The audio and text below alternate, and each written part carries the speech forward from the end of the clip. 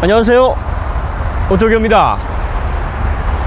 테슬라 모델 Y와 아이오닉 5 둘 다 롱레인지 모델이고요. 아이오닉 5 4륜구동 전륜에 모터가 들어가 있는 305마력, 배터리 상태를 96%로 맞췄습니다.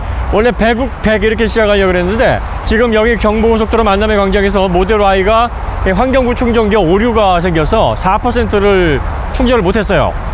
그래서 아이오닉 5의 100%를 96%로 맞춰서 동일한 조건으로 해서 이 만남의 광장에서 부산까지, 그리고 또 부산에서 이곳까지 전비 테스트를 시행하겠습니다. 조건은 4명의 운전자가 100km씩 돌아가면서 각각의 차를 운전하게 될 겁니다. 운전자나 운전 습관, 연비 요령 이런 거 상관없이 각각의 스타일대로 운전을 할 것이고요.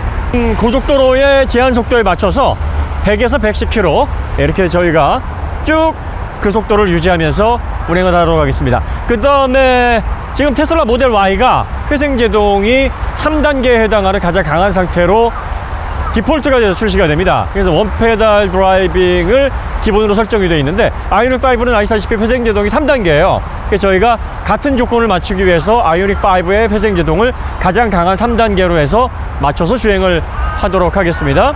그리고 구간에 저희가 고속도로 주행 보조를 사용할 때는 두 모델 다 오토파일럿이나 고속도로 주행 보조 2, 요거 두 개를 같이 사용을 해서 조건을 맞춰서 주행을 하도록 하겠습니다. 과연 두 모델의 공식적인, 지금 아이오닉 5 4륜구동 모델 같은 경우에는 퍼센트 충전했을 때 370km를 주행할 수 있는 것으로 나와 있고, 지금 모델 Y 롱레인지 모델은 511km를 주행하는 걸로 나와 있습니다. 과연 같은 조건에서는 어느 정도의 격차를 보일지 지금부터 출발해서 그 차이를 한번 알아보도록 하겠습니다.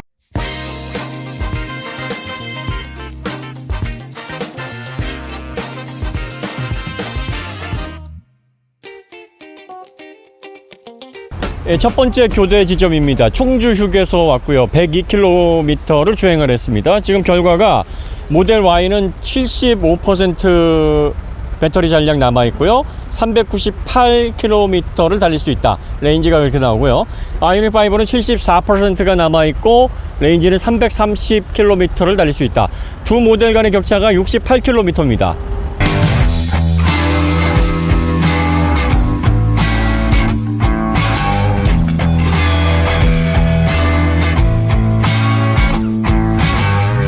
두 번째 교점입니다. 지금 210km를 주행을 했고요. 딱 절반 정도 왔습니다. 모델 Y는 54%가 남았고요.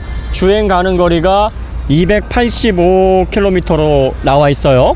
그 다음에 지금 아이오닉 5는 49% 배터리 잔량 남아 있고요. 211km 주행 가는 거리로 나와 있습니다. 여전히 74km의 차이입니다. 이 간격이 계속 유지가 되네요. 그러니까 앞으로 이제 그 50% 밑에 부분에서 이 간격이 더 벌어질지 아니면 더 좁혀질지, 그걸 보면서 세 번째 운전자로 교체를 하겠습니다.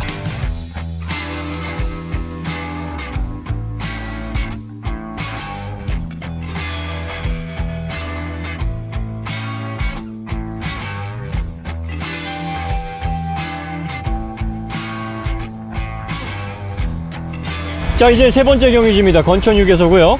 부산까지 90km 남아 있습니다. 4분의 3을 조금 더 했고요. 지금 모델 Y 같은 경우에는 173km를 더 달릴 수 있다 이렇게 나오고요. 아이오닉 5는 97km를 달릴 수 있다. 그러니까 여전히 75km의 차이가 나는 거예요. 이게 처음부터 70에서 75가 나면서 세 번째 경유 지점까지 계속 75km를 유지하고 있어요. 그러니까 앞으로 목적지에 도달해서도 75km의 간격은 유지할 것 같습니다. 더 가봐야 알겠습니다만은 현재는 그렇습니다. 그러면은 지금 두 모델 간의 격차가 대략적으로 공인 연비로 하면 370km, 511km니까 고속도로를 주행했을 때는 실제로 공인 연비에서 나는 격차만큼은 아닌데 보통 한 70에서 80km 정도의 격차가 난다, 이렇게 보시면 될 것 같습니다. 그리고 96%에서 시작을 했기 때문에 만약에 96% 상황에서 아이오닉 5가 부산까지 간다 그러면 4륜구동 모델 370km 주행거리를 가지고 있는 이 모델로도 한 번 충전으로 부산은 갈 수가 있다, 이런 얘기가 나오는 거고, 거기에서 모델 Y는 뭐 80에서 90km를 더 주행할 수 있다, 고속도로 주행 위주로 그렇게 보시면 됩니다. 다시 한번 말씀드리지만 운전자는 계속 지금 교체를 하고 있고, 오토파일럿이나 주행 보조는 간간히 사용을 하고 있고, 수동 운전도 간간히 곁들여서 하고 있습니다. 저희가 부산 도착한 다음에 결과를 또 말씀드리도록 하겠습니다.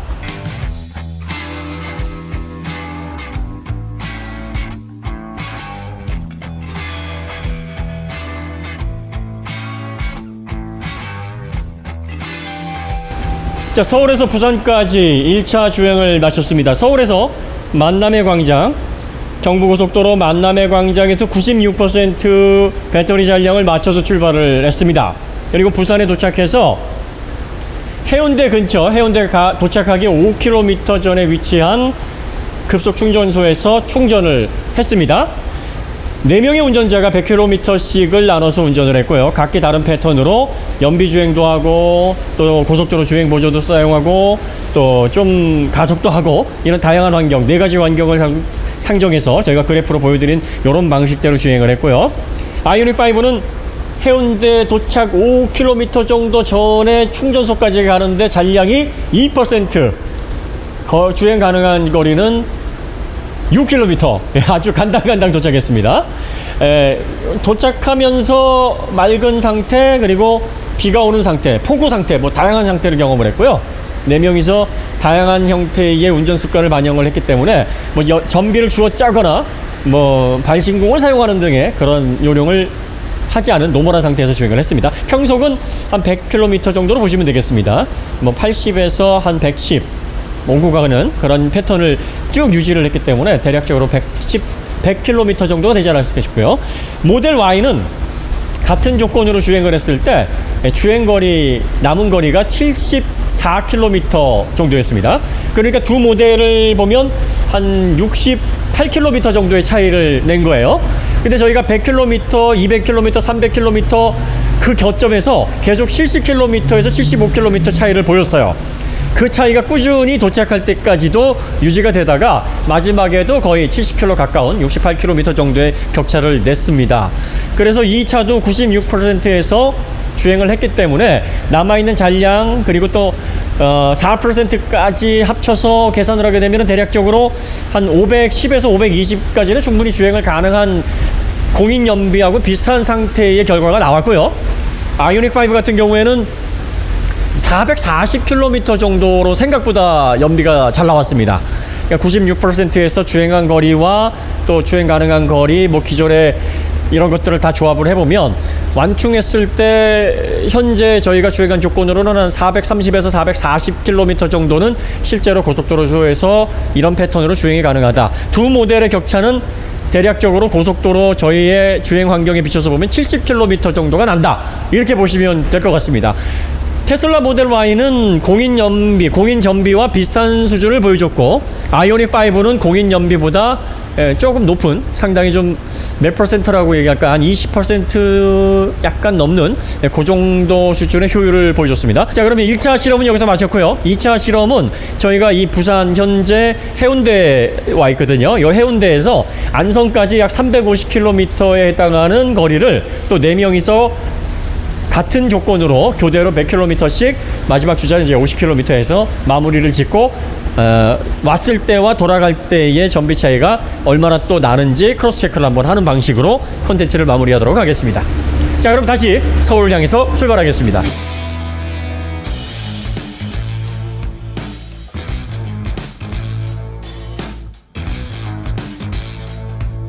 자, 이제 부산에서 서울로 이동하고 있습니다. 저희의 목표는 서울이 아니고 안성의 인피트까지 이동을 350km 할 거고요. 첫 번째 지점인, 교체 지점인 건천 휴게소입니다. 저희가 세 번째 서울에서 부산 올 때 건천 휴게소, 그 지점으로 다시 왔고요. 지금 그래서 두 모델이 한 90km 정도를 주행을 했습니다. 결과 모델 Y는 주행 가는 거리가 397km입니다. 그리고 아이오닉5는 328km입니다. 그러니까 두 모델 간에 69km의 차이가 나요. 똑같이 65에서 70 그 사이를 아주 절묘하게 유지를 하고 있습니다. 처음 출발할 때는 두 모델 다 배터리 장착 97% 상태에서 출발을 했습니다. 그럼 이제 저희가 두 번째 교체 시점에서는 또 이 65에서 70 사이 이 차이를 유지할 것인지를 또 운전자를 교체한 상황에서 테스트를 해보겠습니다. 다음 지점으로 가시죠.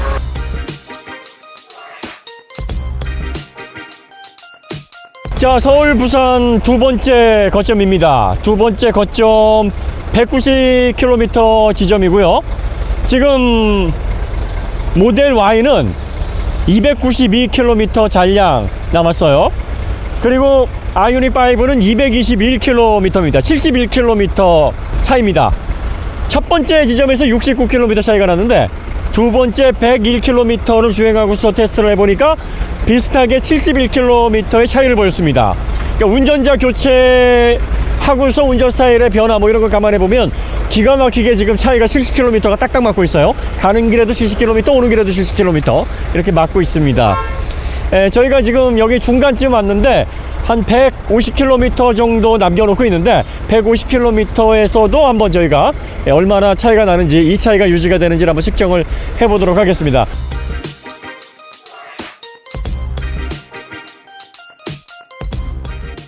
아, 고생하셨습니다. 네. 드디어 안성 휴게소 오늘의 종착지. 원래는 서울 톨게이트까지 갈까 하다가 네. 여기 이피트가 있어요. 그쵸. 여기서 충전을 하고 참 재밌는 결과가 나왔어요. 65km에서 70km 그 정도의 갭을 쭉 보였단 말이에요. 계속 유지하면서. 네, 지금 부산에서 안성까지 한 350km 정도를 주행을 했는데 여전히 60km 정도의 차이예요. 정확히는 59km. 지금 모델 Y가 108km, 지금 아이오닉 5가 49km입니다. 네. 그리고 서울 톨게이트까지 도착을 하면 겨우 갈 수 있는 정도. 딱 맞춰서. 네, 97% 둘 다 97% 배터리 잔량에서 출발을 해서 요런 정도고, 우리가 96%에서 부산 갔을 때 아이오닉 5가 6km 남았었고요. 이 모델 Y가 74km가 남았었단 말이죠. 그것도 한 68km. 네, 기가 막힌 결과네요. 그쵸. 네네. 신기하게 뭐 조작한 것처럼. 그러니까요. 조작한 것처럼. 플러스 마이너스 10km 차이는 있지만 대략적으로 60에서 70 그 정도의 차이를 그쵸. 보였습니다. 그 다음에 재밌는 건 지금 저희가 오는 길에 거의 300km 정도를 비를 엄청나게 맞고 왔단 말이에요. 맞아요. 오는 네. 길은 좀 비가 많이 왔죠. 많이 왔어요. 네. 화면에서 확인하실 수 있겠지만 근데 비가 오고 나서 그 상황에서도 전반적으로 저항 때문에 뭐 전비가 좀 떨어지긴 했으나 두 모델이 또 기가 막히게 비율적으로 떨어졌어요. 거의 같은 비율로 떨어졌죠. 똑같은 비율로 네. 플러스 마이너스 한 1-2% 정도 차이로. 네. 이걸 감안해 보면 엔지니어적인 완성도, 공학적인 면에서 전비 이런 효율 부분은 모델 Y가 조금 앞서는 건 맞아요. 공학적인 면에서는 좀 의미가 있는데 실사용자 면에서는 뭐 크게 의미를 따질 수 없는. 네. 부산으로 갈 때는 충전 한번 해야 되니까. 그렇죠. 네, 그 다음에 최대한 두 모델 간의 주행거리 차이는 대략 60에서 70km 난다. 그쵸. 네. 이게 스펙상으로 얼마나 차이가 났죠? 스펙상으로는 좀 많이 나요. 이거는 후륜구동 모델이 429km고 네. 그 다음에 4륜이 370km예요. 네. 이 모델은 롱레인지 모델 네. 기준으로 511입니다. 그러면 141km가 나야 되는데, 근데 지금 이 모델 같은 경우에도 뭐 고속주행 같은 경우에는 전류는 많이 사용을 안 하니까 네. 그런 거 감안을 해보면 모델 Y가 고속도로 서울 부산 이런 같은 조건에서 60에서 70km를 더 갈 수 있다, 이렇게 보시면 될 것 같아요. 그러니까 이 모델은 스펙 그대로 나오고 지금 좀 더 잘 나오고 한 20%에서 25% 정도는 더 잘 나온다. 그렇죠. 예. 두 브랜드 다 뭐 만족스러운 결과라고 볼 수 있겠네요. 네. 네. 다 장점이 있고. 그 다음에 고무적이었던 건 그 오차가 너무 정확했어요. 재밌었어요. 예. 아 진짜. 이게 포인트마다. 네. 모든 포인트마다 그 차이를 명확하게 보여주고 네. 비가 와도 테슬라 이 모델 Y가 공기저항 계수 드래그 코에피션트를 좀 강하게 설정한 장점을 좀 살려서 최대한 주행거리를 뽑아낸 모델이라고 하는데 비가 와도 뭐 비율적으로 떨어지는 거 없었어요. 네. 똑같이 떨어집니다. 그렇죠. 자, 그 다음에 또 재밌는 결과는 저는 이제 아이오닉 5로 경험이 많았고 공교롭게도 오늘 차가 출고가 됐어요. 그렇죠. 네. 아, 축하드립니다. 아, 감사합니다. 그 다음에 차주님은 모델 3, 모델 Y를 운영하시는 전형적인 테슬라 오너시고요. 근데 그쵸. 두 사람이 오면서 계속 얘기한 게 나는 Y가 마음에 드는데 저는 그 얘기를 네. 했고 남의 걸 탐냈죠. 네. 차주분은 아이오닉 5 정말 괜찮다. 네. 그렇죠. 그러니까 이제 우리가 가지고 있는 차들이 평상시 경험하는 장점들은 늘 익숙한데 그쵸. 상대방의 차의 장점들이 좀 크게 느껴지는 그렇죠. 요걸 좀 우리가 종합해 보면 이 아이오닉 5나 모델 Y나 용도에 맞게 선택하면은 맞습니다. 네, 크게 만족을 주는 좋은 완성도가 높은 차들인 거는 분명하다. 네. 둘 다 타보고 본인에 맞는 성향으로 사면은 그렇죠. 네. 그럴 거야. 마지막으로 정리하자면 오너 드리븐 성격이 좀 Y는 강해요. 그래서 가격들보다는 이제 운전자가 좀 더 능동적으로 즐길 수 있는 그런 성향들이 좀 강한 설정이고 또 소프트웨어의 강점, 그쵸. 또 오토파일럿의 강점 그쵸. 이런 데 점수를 줄 수 있겠고 아이오닉 5는 좀 타보시니까 네. 편안한 승차감? 그렇죠. 기존의 네. 내연기관 차 운행하는 느낌이었어요. 네. 그리고 좀 이질감이 좀 덜하고 그렇죠. 친숙하죠. 네네. 그 느낌이. 그 다음에 가장 이제 우리 차주분께서 감동받으셨던 게 조수석의 그 편안함. 예. 그 시트의 예. 편안함, 네네네. 통풍 뭐 이런 건 따라올 수가. 이게 그렇죠. 헤드레스트의 푹신함 네네네. 따라올 수가 없죠. 네, 참고로 저희가 에어컨은 가는 길 오는 길 다 틀었고요. 그렇죠. 그 다음에 심지어 통풍 시트까지 아이오닉 5는 예, 제가 작동을 좀 했습니다. 전기를 좀 더 빼먹으려고 했는데 지금 이 모델은 뭐 통풍 시트가 없기 때문에 예. 현 PD도 올 때 에어컨 빵빵하게 틀었죠? 네, 그러니까 모든 조건들을 편안한 구동 방식을 상정해서 뭐 쥐어짜는 연비 아니었어요. 네. 결론을 내려보겠습니다. 아이오닉 5는 4륜구동 롱레인지 모델은 서울, 부산 갈 수 있습니다. 갈 수는 있죠. 예, 가면 끝입니다. 예, 가서 가서 충전소를 꼭 찾으셔야 돼요. 그렇죠. 갈 수는 있다. 네. 모델 Y는 가서 관광지까지 가고 밥도 먹고 그렇죠. 뭐 한 70km 정도의 여유는 생긴다. 하지만 뭐 역시 또 네, 똑같죠. 가자마자 또 충전을 해야 된다는 거는 뭐 비슷하다. 근데 아마 또 전기차 운행하시는 분들 아시겠지만 그게 딱 도착해서 충전한다기보다는 네. 중간에 한번 충전을 하고 가는 게 심적으로 편안하기 때문에 맞아요. 사실 뭐 유의미한 차이 약간은 유의미하긴 하지만 그렇죠, 그렇죠. 크진 않다. 그 다음에 저희가 그 테스트를 하면서 매 휴게소마다 느낀 건데 이렇게 충전기가 휴게소마다 있는데 왜 한 번에 가야 되지? 충전을 왜 안 해야 되지? 그런 딜레마를 뭐 음식을 간식을 화장실을 갈 때 한 10분만 해놔도 심리적으로 많이 이렇게 좀 여유를 가지고 갈 수가 있는데 그렇죠. 꼭 한 번에 가야지만 된다라는 강박관념은 없어도 되지 않을까? 뭐 정말 네. 급한 일이 아니면 어쨌든 한 번에 아이오닉 5도 갈 수는 있습니다. 뭐 못 가는 건 아니에요. 하지만 계산 잘 하셔가지고 맞아요. 만남의 광장 서울에서 100% 해놓으시고 가자마자 해운대 근처에 고속 충전기를 물리셔야 되는 조금은 빡빡한. 네. 그러니까 주행거리면 소프트웨어 오토파일럿의 장점을 원한다 하면은 모델 Y, 그리고 편안함, 내연 자동차의 부드러운 어떤 승차감, 조작 편의성, 뭐 이런 어떤 기존의 자동차의 가치를 좀 더 원한다 하면은 아이오닉 5. 뭐 이렇게 정리가 되겠습니다. 저랑 바꾸실래요? 근데 네. 확실히 네. 저는 테슬라 탈 것 같아요. 결국은 안 바꾸신다. 예. 탈 것 같아요. 결국은 오토파일럿을 포기할 수 없다. 근데 네. 이 친구도 오면서 이제 적응이 되니까 잘해요. 잘하는데 아직은 그 갭이 좀 있다. 좀 얘도 제 목숨을 맞기 힘들지만 네.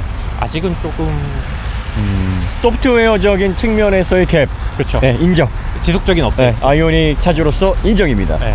하지만 승차감이나 뭐 댐핑의 포텐셜, 그렇죠. 그다음에 시트. 시트의 착좌감, 뭐 이런 편의성 면에 있어서는 이길 수가 없죠. 예, 현재는. 확실히 네. 좀 나아요. 그러니까 맞아요. 그런 포인트를 가지고 선택을 하시면 될 것 같고, 주행거리는 뭐 확실히 70km 정도, 60에서 70km 좀 더 나오니까 그 정도도 좀 감안하시면 될 것 같고, 디자인은 뭐 호불호에 따라 선택하시면 될 것 같습니다.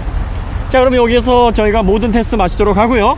모든 결론은 여러분들께서 필요하신 부분 뽑으셔서 적절하게 사용하시면서 판단하시면 될 것 같습니다. 오늘 너무 고생 많으셨고 이렇게 차량 협찬해 주시고 노동요까지 아니요. 동원해 주셔서 저도 재밌었어요. 아주 이거. 많은 분들에게 두 모델의 특장점, 그 다음에 실제적인 전비 뭐 이런 것들을 인식하는데 아주 큰 기준이 되지 않았을까 네, 그런 생각이 듭니다. 오늘 정말 감사드립니다. 저도 감사드립니다. 네, 그러면 오늘 모든 테스트 여기서 마치도록 하고요. 다음에 더 좋은 콘텐츠를 찾아뵙도록 하겠습니다. 감사합니다. 안녕하세요. 오토기어 김정윤입니다. 연비 테스트 관련해서 약간 보완을 해드릴 부분이 있어서 잠시 말씀을 드리도록 하겠습니다. 아이오닉 5 모델 Y 결과 보고 많이 놀라셨죠? 저도 많이 놀랐습니다. 우선 모델 Y는 환경부에서 발표한 511km 그대로 고속도로 주행 시 공인 전비에 해당하는 거리를 주행을 했다. 이렇게 보시면 되고요. 아이오닉 5는 4륜구동 모델 기준으로요. 4륜구동 모델은 이제 롱레인지밖에 없죠. 72.6kWh 배터리입니다. 이 모델 같은 경우에는 370km가 환경부 공인 최대 주행거리인데 대략적으로 한 430에서 440 정도는 갈 수 있다. 물론 이제 실험 환경에 해당하는 고속도로 주행 100에서 110 그 사이를 오가고 평속은 87.2, 87.5 이 정도 됐는데요. 예, 교통 흐름에 따라서 이렇게 약간의 정체 구간이 포함이 되어 있으면 100에서 110km로 달렸다 하더라도 평속은 한 80 후반대에서 90 초반대로 잡히는 거 모두 알고 계시죠? 그 정도 속도에서 한 430에서 440 정도는 완충했을 때 100%의 주행 가능하다. 이런 결과가 나왔습니다. 그러니까 모델 Y는 환경부 기준으로 511km 인정을 받았는데 그 비슷한 결과가 나왔고 아이오닉 5는 4륜구동 모델 기준으로 대략적으로 60에서 70km 정도를 더 간다. 이런 결과가 나왔습니다. 출발할 때 저희가 양재동 만남의 광장에서 96% 각각 충전을 한 상태로 출발했습니다. 왜냐하면 영상에도 말씀드렸듯이 모델 Y는 환경부 인증 충전기와 통신 오류가 벌어져서 96%에서 추가 4%를 충전할 수 없었습니다. 근데 아이오닉 5 같은 경우는 100% 상태였기 때문에 그 주변을 한 바퀴 돌아서 빠르게 4%를 소진한 상태에서 96을 맞춰서 출발을 했습니다. 그리고 나서 부산에 도착을 해서 약 408km, 409km 정도를 주행하고 나서 충전을 할 때 잔여 레인지가 6km 정도가 남았습니다. 그러니까 처음 출발할 때 4%, 도착해서 잔량 2%, 6%를 제외한 94% 정도를 사용을 해서 409km를 주행을 한 겁니다. 그러면 평균 전비가 대략적으로 1kWh당 6km가 나왔다는 얘기니까 6%면은요, 대략적으로 72.6kW 정도 되니까 한 4kWh가 좀 넘는 그 정도죠. 그러니까 6, 4, 24, 한 24km 정도를 거기다 플러스를 하면 430에서 440, 그 정도 계산이 딱 나옵니다. 모델 Y도 잔여 거리가 74km 정도가 남았습니다. 그러면 보통 이제 480km 정도를 주행을 할 수 있다는 얘기인데 96% 상태에서요.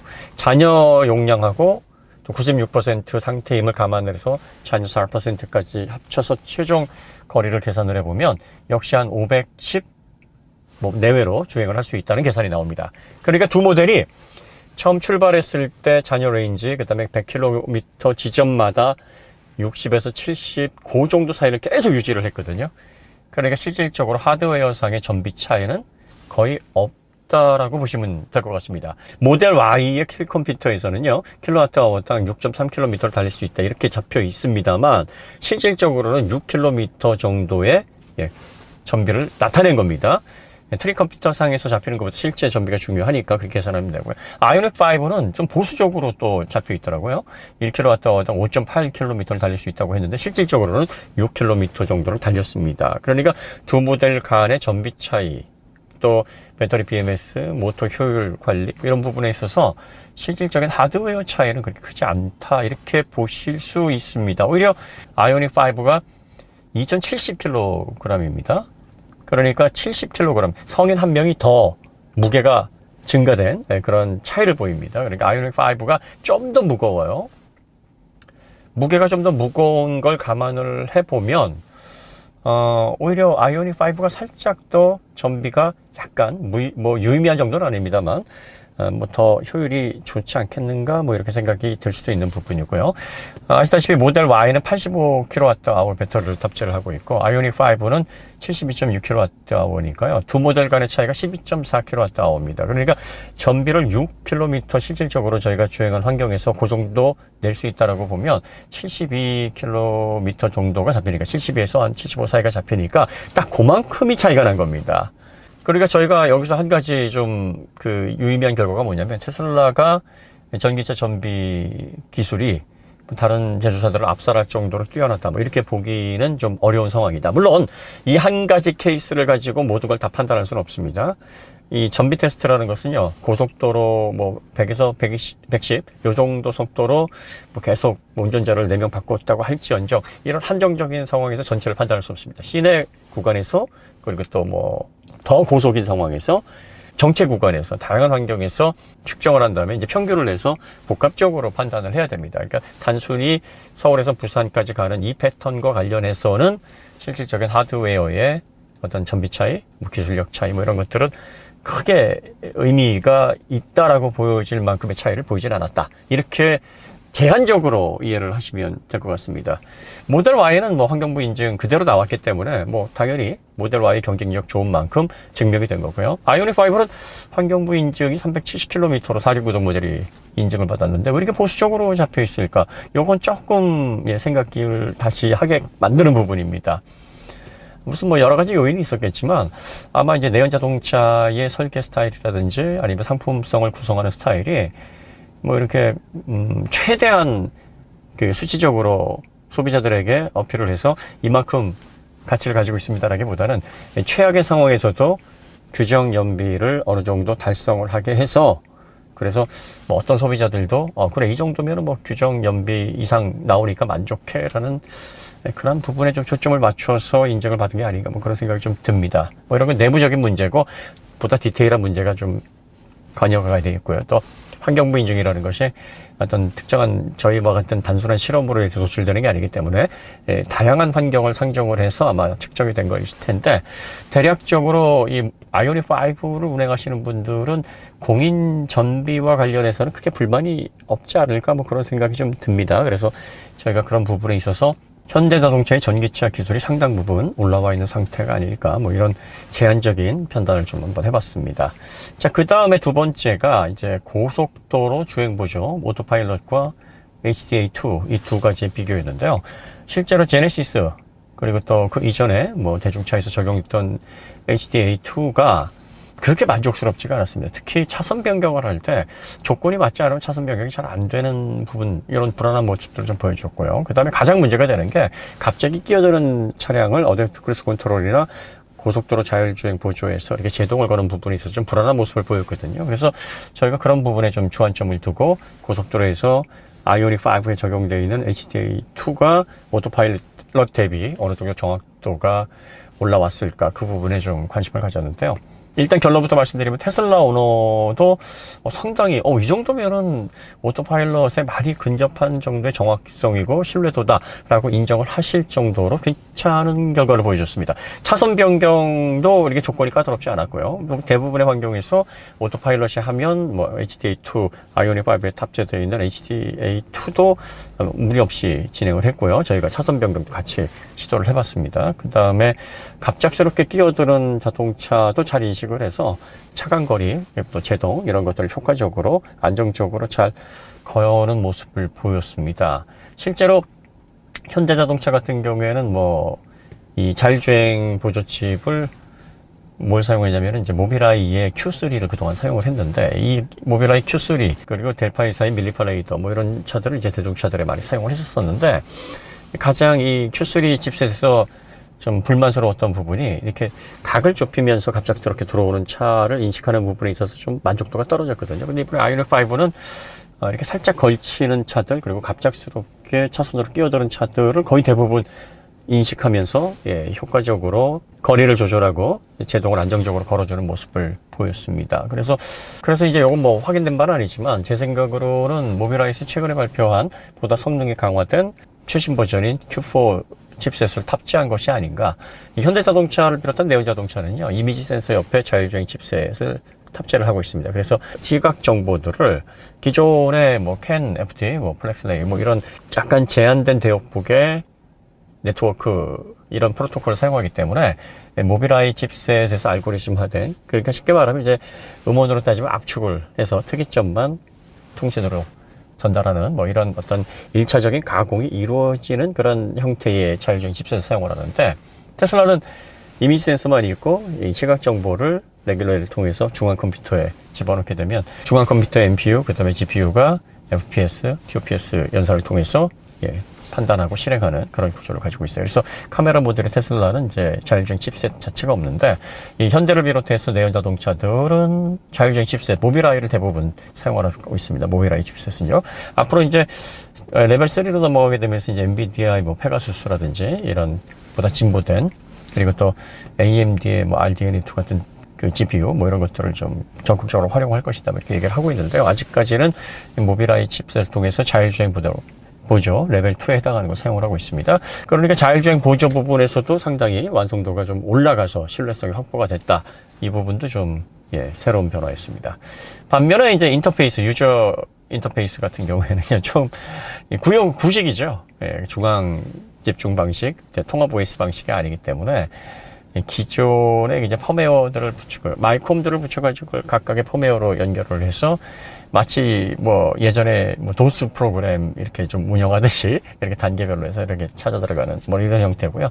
테슬라는 이제 모바일 폰이라든지 태블릿 뭐 이런 형태처럼 통합 OS로 마이콤 수가 자동차 같은 경우에는 뭐 80에서 한 100개, 뭐 그 정도 사이의 마이크로 프로세서가 들어가는데, 이 아이오닉 5도 내연 자동차의 네트워크 이 프로토콜을 그대로 거의 활용을 합니다.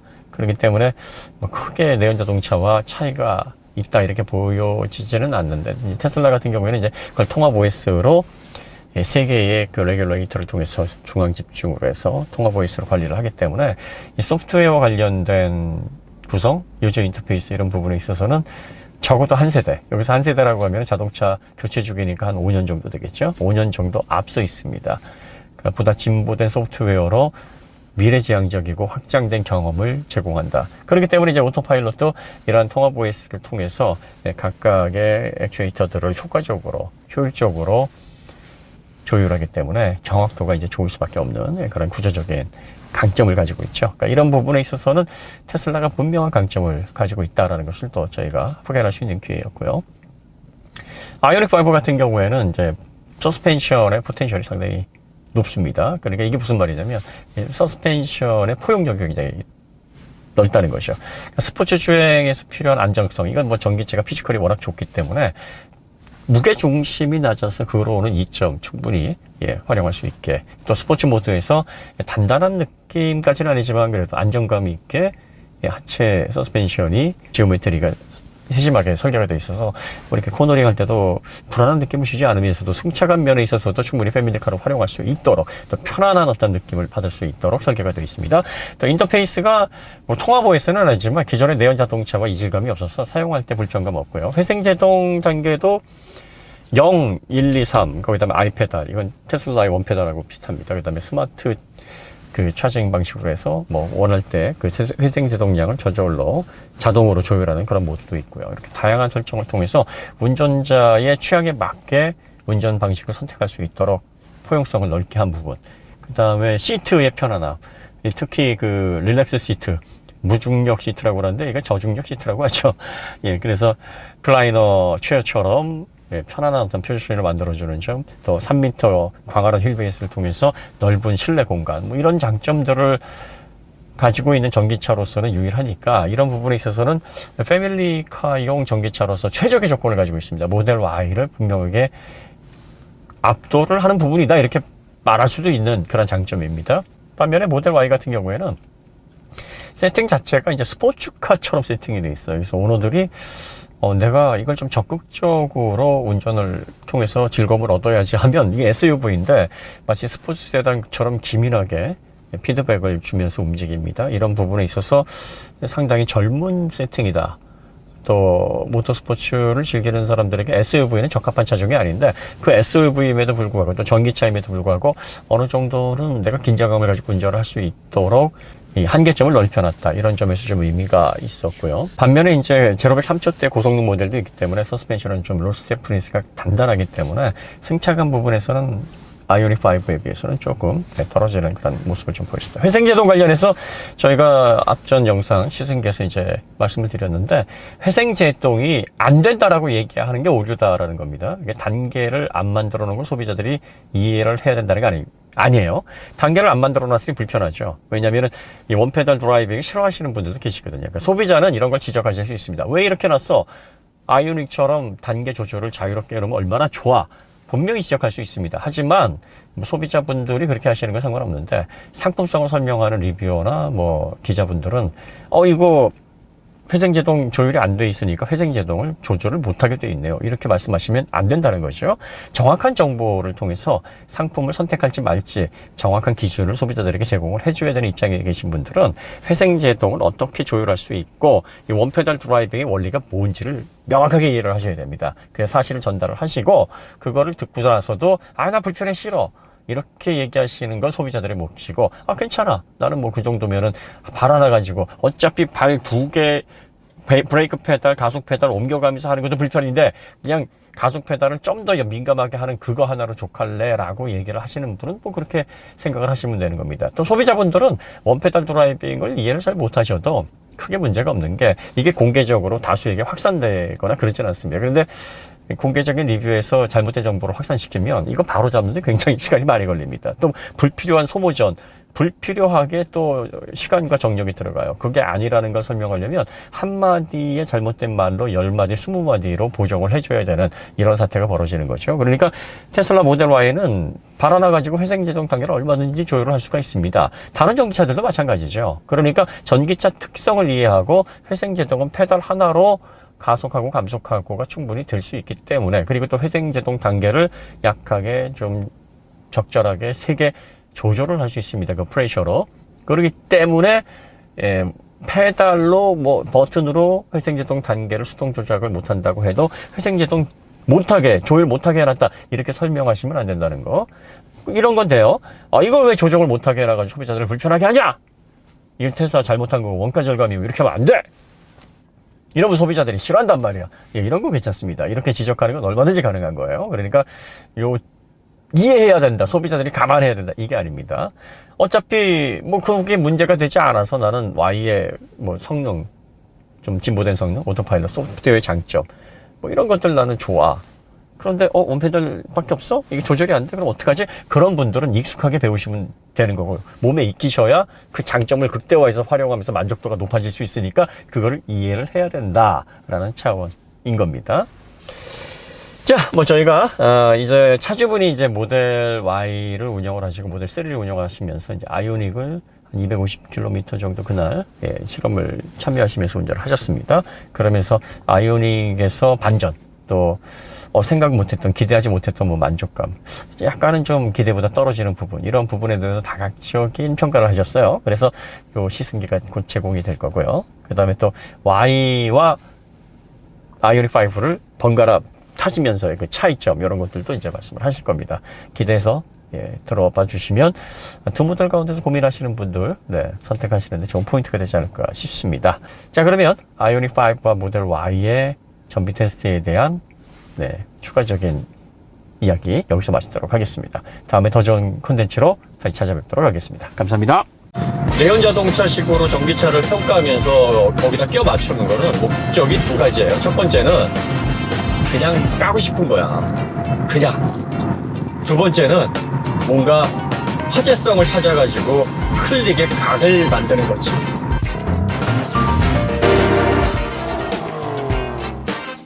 주행 안정감 같은 면에 있어서 전기차 특유의 안정감이 잘 구현되어 있어서 지금 고속 주행할 때 안정감이 상당히 좋거든요. 그러니까 아이오닉과 이 모델을 비교를 해도 별 차이를 못 느끼겠어요 지금.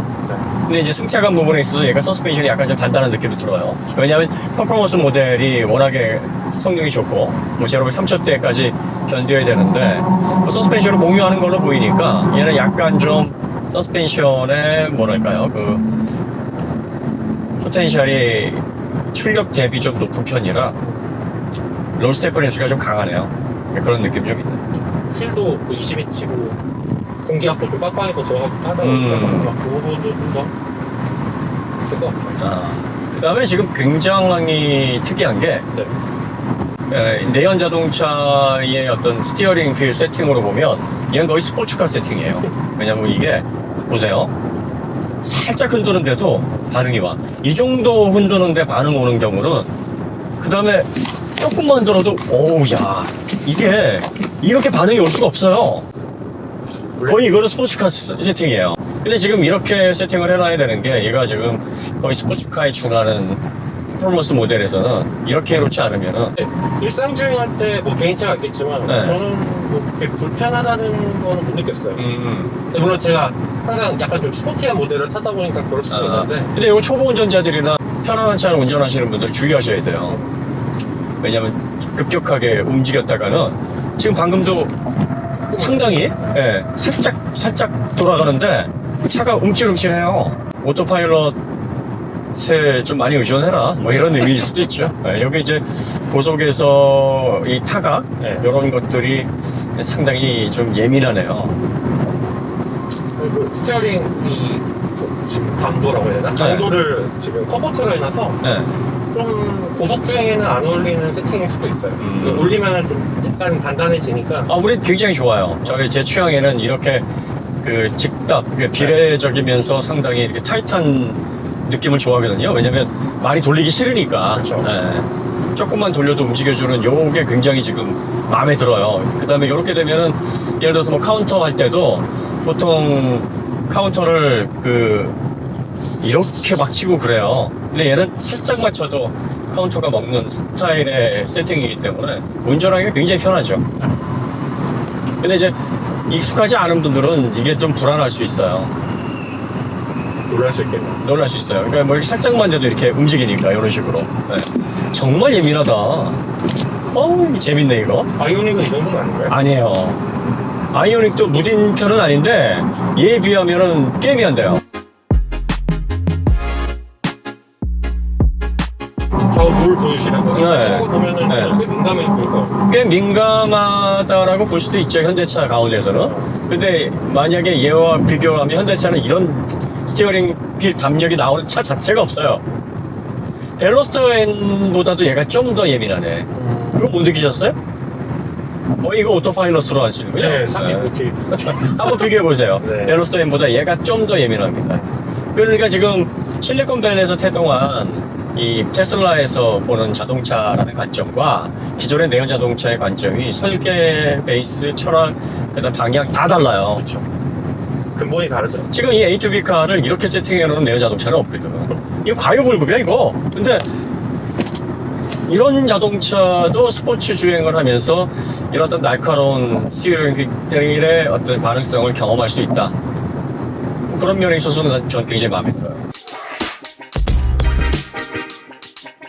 이게 이제 뭐 방향 전환을 우리가 급하게 했을 때 이런 식으로 들어가도 크게 서스펜션에 뭐 이렇게 허둥댄다든지 뭐 예를 들어서 그걸 우리가 디렉셔널 리스폰스라고 그러는데 하중이 끝나는 지점에서 이렇게 뭐 좀 허둥대거나 뭐 이런 부분들에 대한 것들이 여기서 이제 더 격한 움직임을 해야 알겠지만 전기 자동차가 이제 밑에 배터리가 깔리잖아요. 그렇기 때문에 무게가 2톤이란 말이에요. 2톤인데 이게 관성 모멘트가 증가하는 만큼 무게 중심이 또 밑으로 내려가 있어요. 그래서 요를 크게 영향을 받긴 받는데 밑에서 잡아주는 무게 중심 때문에 안정감이 느껴진단 말이지. 그러면 얘를 도대체 어느 정도까지 밀어붙여야 서스펜션이 불안하다 뭐 이렇게 느끼겠느냐. 일반 사용자들은 그런 거 잘 못 느껴요. 그러니까 안정감이 떨어진다라는 것도 글쎄요, 그분들이 어떻게 테스트를 했는지는 모르겠으나 이런 도로에서는 절대 못 느낄 것 같은데. 굉장히 고속으로 가야 되지 않을까요? 그러면? 고속도 고속이지만 그렇게 되면 접지 상실하는 어떤 구간이라든지 또 트랙션을 상실하는 구간, 예를 들어서 뭐 급격한 헤어핀을 돌아나간다든지 아니면 차가 오버든 언더든 스티어가 변할 수 있는 특성에서 차를 몰아붙여야지만 서스펜션의 포텐셜을 알 수가 있거든요. 근데 이 정도는 알 수가 없어요. 그리고 이 정도 느낌에서 느껴지는 거는 내연 자동차 훨씬 좋아요.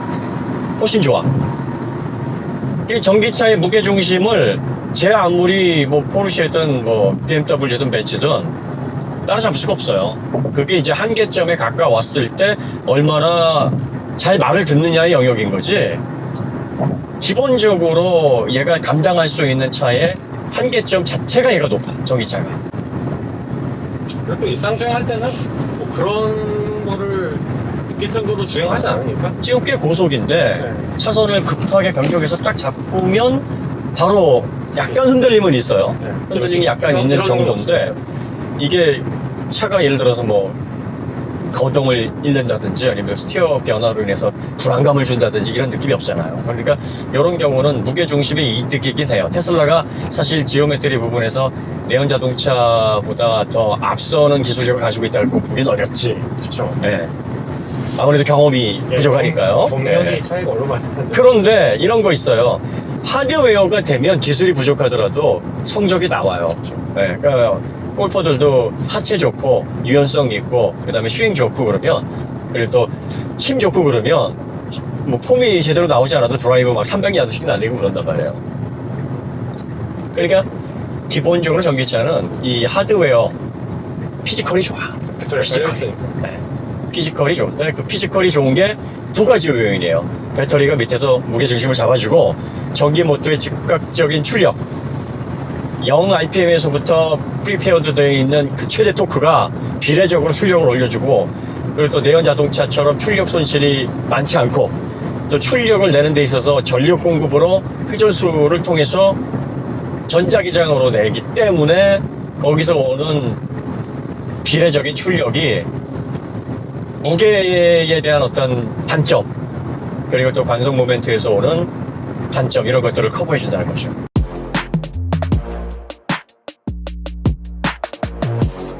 그러니까 내연 자동차들이 피지컬이 약한 내연 자동차의 구조로 아주 그냥 죽을 똥을 싸서 지오메트리를 해놔도 이런 일상적인 영역에서 그냥 뭐 적절하게 대충 해놓은 전기차보다 안정감이 떨어질 수밖에 없는 게 그거예요. 그래서 이래서 전기차가 자동차의 판도를 바꾸고 있는 거고 그렇죠. 내연 자동차를 몰아내고 있는 거지. 뭐 어차피 자율주행 보조가 워낙 잘 돼 있기 때문에 사실 이게 터치로 인터페이스들이 구성이 되고 있고 몇 단계씩 들어가야 되는데 위험하진 않아요 사실 이걸. 어떤 이제 평가하시는 분들은 이거 사고 난다 위험한다 그러는데 오토파일럿이 차간 간격 다 맞춰주고 약간의 어시스트를 모니터로 분산하는 것까지 다 커버를 해주는데 이걸 위험하다고 평가를 할 수 없죠. 저는 근본적으로 이 디스플레이를 조작한다는 행위 자체가 운전 중에 사실 별로 없거든요. 그렇기도 하지. 네. 그래서 한번 그 녹화를 한 게 네. 내가 운전 중에 얼마나 디스플레이를 건드리는가를 한번 보고 싶었어요. 네. 근데 없어요. 왜냐면은 에어컨도 사실 온도 조절 5% 세팅해놓고 그냥 가고 노래야 뭐 조그 다이얼을 하면 되고 이렇게 없어요. 그래서 왜 디스플레이에 조작하는 거가 위험하다라고 하는지 사실 일반적인 주행 보조 오토파일럿이나 HDA가 없는 상황이면 위험해요. 그런데 지금 그게 있어요 지금. 그래서 기본적으로 이머전시 브레이크 시스템도 작동을 하고 있고 차간 거리 뭐 센서를 통해서 조절을 하고 있고 차선 유지도 해주고 있고 그러니까 한 2, 3초 이렇게 좀 디스플레이 잠깐 보는 정도의 동작이 지금은 굉장히 위험하다고 볼 수는 없죠. 물론 운전할 땐 앞에 주시를 해야 돼요. 그렇죠. 주시를 해야 되는데 간혹 가다가 잠깐 뭐 시트를 조정하거나 뭐 할 때 여기에 주의를 뺏기는 상황이 생길 수 있단 말이죠. 그럼 그런 상황에서 기존의 내연 자동차의 방식대로 얘를 평가를 한다 그러면 좀 그건 무리지. 그러니까 이제 운전자 반, 자동차 반 5대5로 나눠서 운전을 한다 뭐 이렇게 볼 수 있잖아요. 그런 상황에서 무조건 이렇기 때문에 위험하다 할 게 아니라 인터페이스가 이제 변화하는 시대에 있어서 이런 새로운 인터페이스를 얼마나 효과적으로 잘 다듬고 조작감을 끌어올릴까 이제 이 궁리를 해야 되는 거지. 이게 터치이기 때문에 몇 단계 들어가기 때문에 무조건 위험하다는 식의 획일적인 평가는 좀 문제가 있다라는 생각이 드는 거죠. 그 시대를 반영하지 못한 생각이다. 자, 그 다음에 이제 모델 Y에서 문제가 되는 원페달 드라이빙. 제가 딱 운전한 지 10분 정도 됐는데 벌써 적응이 됐어요. 그거는 네. 뭐 바로 적응이 되네. 그럼 대표님이 네. 뭐 일반적인 사람이 아니어가지고 그럴 수도 있는 거죠. 그게 아니라 네. 되게 불편할 거라고 생각했는데 바로 요령이 체득이 되네요. 그래서 지금 악셀 페달을 내연 자동차처럼 띄었다가 밟았다가만 안 하면 돼요. 그렇죠. 밟은 상태에서 압력만 조절하면 전혀 불편함이 없어요. 그러니까 많은 분들이 회생제동 3단계로 해놨기 때문에 이 상태 눌렀다가 이 상태만 생각을 하는 거예요. 지금 그리고 또 일정 속도가 붙으니까 일정 속도가 붙은 상태에서 급격한 속도의 감속도 생각만큼 이루어지지 않네요. 100km에서는 보면 지금 바로 뗐거든요. 그러면 앞으로 쏠리는 듯한 속도 감속은 없어요. 생각보다. 근데 지금 이 상황에서 가속 페달을 밟다가 살짝만 놓으면 속도가 자연스럽게 감소가 되는데 요거 조절하는 게 저는 그래요. 저는 하나도 힘들진 않는데 사람에 따라서는 약간 이게 적응하는 기간이 필요할 것도 같은데 적응이 제가 생각하기에는 그렇게 어렵지는 않을 것 같기는 합니다. 이렇게 얘기하면 그건 너고 네 그러니까요. 이렇게 생각하시나요? 저는 한 하루 정도 걸렸던 것 같아요. 하루? 네. 아, 그래서 저도 차를 탈 때 멀미를 거의 안 하는데 처음에 제가 운전할 때 멀미가 조금 났어요. 제가 운전함에도 불구하고. 지금 제가 모델 Y 처음 운전해 보거든요. 네. 근데 지금 발로 네. 속도를 늘렸다가 한번 줄여볼게요. 네. 뭐 좀 느껴지세요? 토할 것 같아요. 토할 것 같아요? 농담이고. 그냥 뭐 네. 자연스럽죠. 전혀 제가 속도가 감속하는 그 어떤 이질적인 느낌을 제가 안 받으니까 운전자에 따라서는 이게 좀 거슬릴 수도 있을 것 같아요. 그러니까 내연 자동차 하듯이 훅 밟았다가 훅 떼고 훅 밟았다가 훅 떼고 이러면 이제 이 정도도 보통 인터넷에서 많은 분들이 불편하다라고 하는 그 평가에 비해서는 금방 적응이 돼요. 그러니까 여러분들도 한번 해보시면은 이게 무슨 얘기인지 아실 거예요. 가속 페달을 밟았다가 띄었다 밟았다 띄었다 이 패턴이 아니라 깊게 밟았다가 살짝 밟았다가 요 압력 프레셔만 잘 조절할 수만 있다면 이게 또 어느 정도 느낌인지만 몸에 체득이 되는데 아주 빠르신 분은 5분에서 10분이면 되고 조금 이제 둔감하시다 그러면 한 2, 3일? 근데 며칠 안에 다 적응이 될 것 같아요. 그리고 옆에 탄 사람, 뒤에 탄 사람을 멀미나게 할 일은 없을 것 같아. 전기차는 기존의 내연 자동차하고는 이게 운영 방식이 많이 달라요. 구조도 다르고. 그렇기 때문에 무조건 내연 자동차 방식대로 억지로 얘를 맞춰서 평가를 하게 되면 안 된다고. 얘는 얘 방식이 있거든. 그래서 얘의 원페달 드라이빙이라는 방식대로 페달 하나로 조절을 하는 거니까 결과적으로 회생제동이 단계가 없는 게 아니야. 이게 회생제동을 발로 가속 페달로 조절하면 돼요. 그거를 이제 기계가 단계별로 해서 좀 떼더라도 지가 강하게 약하게 걸게 해줄 수 있느냐, 아니면 가속 페달의 프레셔를 조절을 하면서 그걸로 사용자가 발로 조정을 하느냐, 이 차이거든. 회생제동이 디폴트다, 이거는 그냥 발로 조절하시면 돼요. 그리고 가속 페달을 살짝만 붙잡고 있고 안 떼면 회생제동이 그만큼 덜 되는 거거든. 그 다음에 확 떼면 그만큼 많이 되는 거예요. 그러니까 그걸 생각하시면 얘가 단계 조절이 안 되는 게 아니지. 운전 방식이 다른 거죠. 그렇지. 조작 방식이 다른 거고 모델 Y식의 조작 방식이 있는 거예요. 근데 할 수 있는데 이거를 이제 선호하지 않는 분들도 있으니까. 그러니까 그 선택권을 선택권을 뺏은 게 좀 그렇지. 아쉽긴 하죠. 그걸 문제 삼을 수 있어요. 왜냐하면 왜 그걸 안 해줬느냐 충분히 소비자가 얘기할 수 있지. 그거 얘기하지 말라는 게 아니라 안 된다라고 하는 건 잘못된 얘기다. 돼요. 발로 조절하시면 돼요. 회생제동을 못하게끔, 조절을 못하게끔, 그거 아니에요. 회생제동의 원리를 아시게 되면 회생제동은 입력을 뺐을 때 회전자와 스테이터 간의 유도전류와 회전자가 돌아가는 속도 차이로 인해서 전극의 변화로 인해서 전류가 생성되는 그 역기전력 때문에 회생제동이 되는 거예요. 그런데 그거를 강하게 거느냐 약하게 거느냐를 버튼으로 하느냐 아니면 가속 페달 입력으로 조절을 하느냐, 이 차이입니다. 모델 Y는 회생제동 조작을 단계를 못한다 아니에요. 지금 제가 회생제동을 약하게 쓰고 있어요. 지금 요거는 강하게 쓰는 거예요. 다시 약하게 쓰는 거예요. 입력을 하면 안 쓰는 겁니다. 이런 식으로 조절이 되는 거예요. 이해가 되시죠? 그럼 모델 Y나 모델 3 테슬라에 대해서 오해를 너무 많이 하시는 거야. 이건 엔지니어들이 생각 안 할 리가 없거든. 회생제동을 한 가지 방식으로만 해서 연비를 뽑았다? 아니에요. 그리고 이렇게 약하게 지금 제가 입력을 하고 있거든요. 요럴 때는 약하게 회생제동 단계가, 자, 요게 지금 보세요.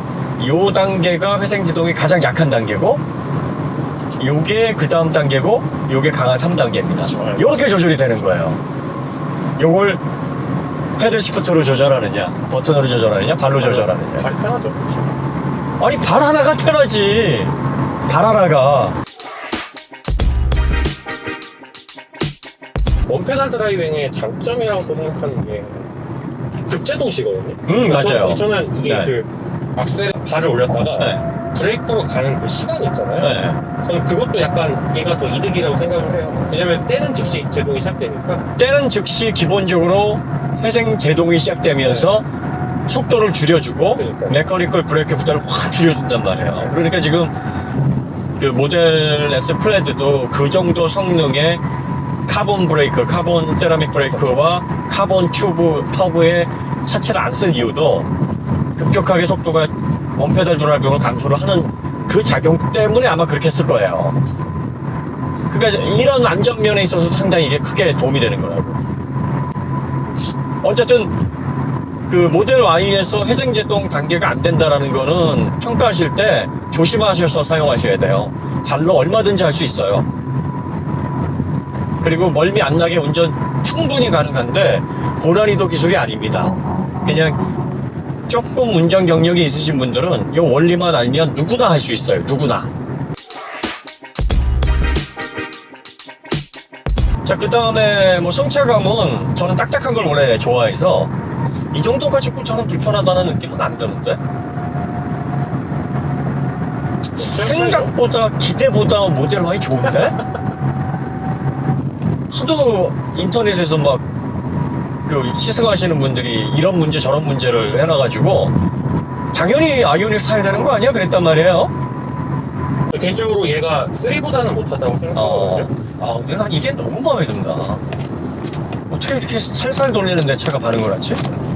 이거 재밌네. 3가 더 경쾌하긴 해요.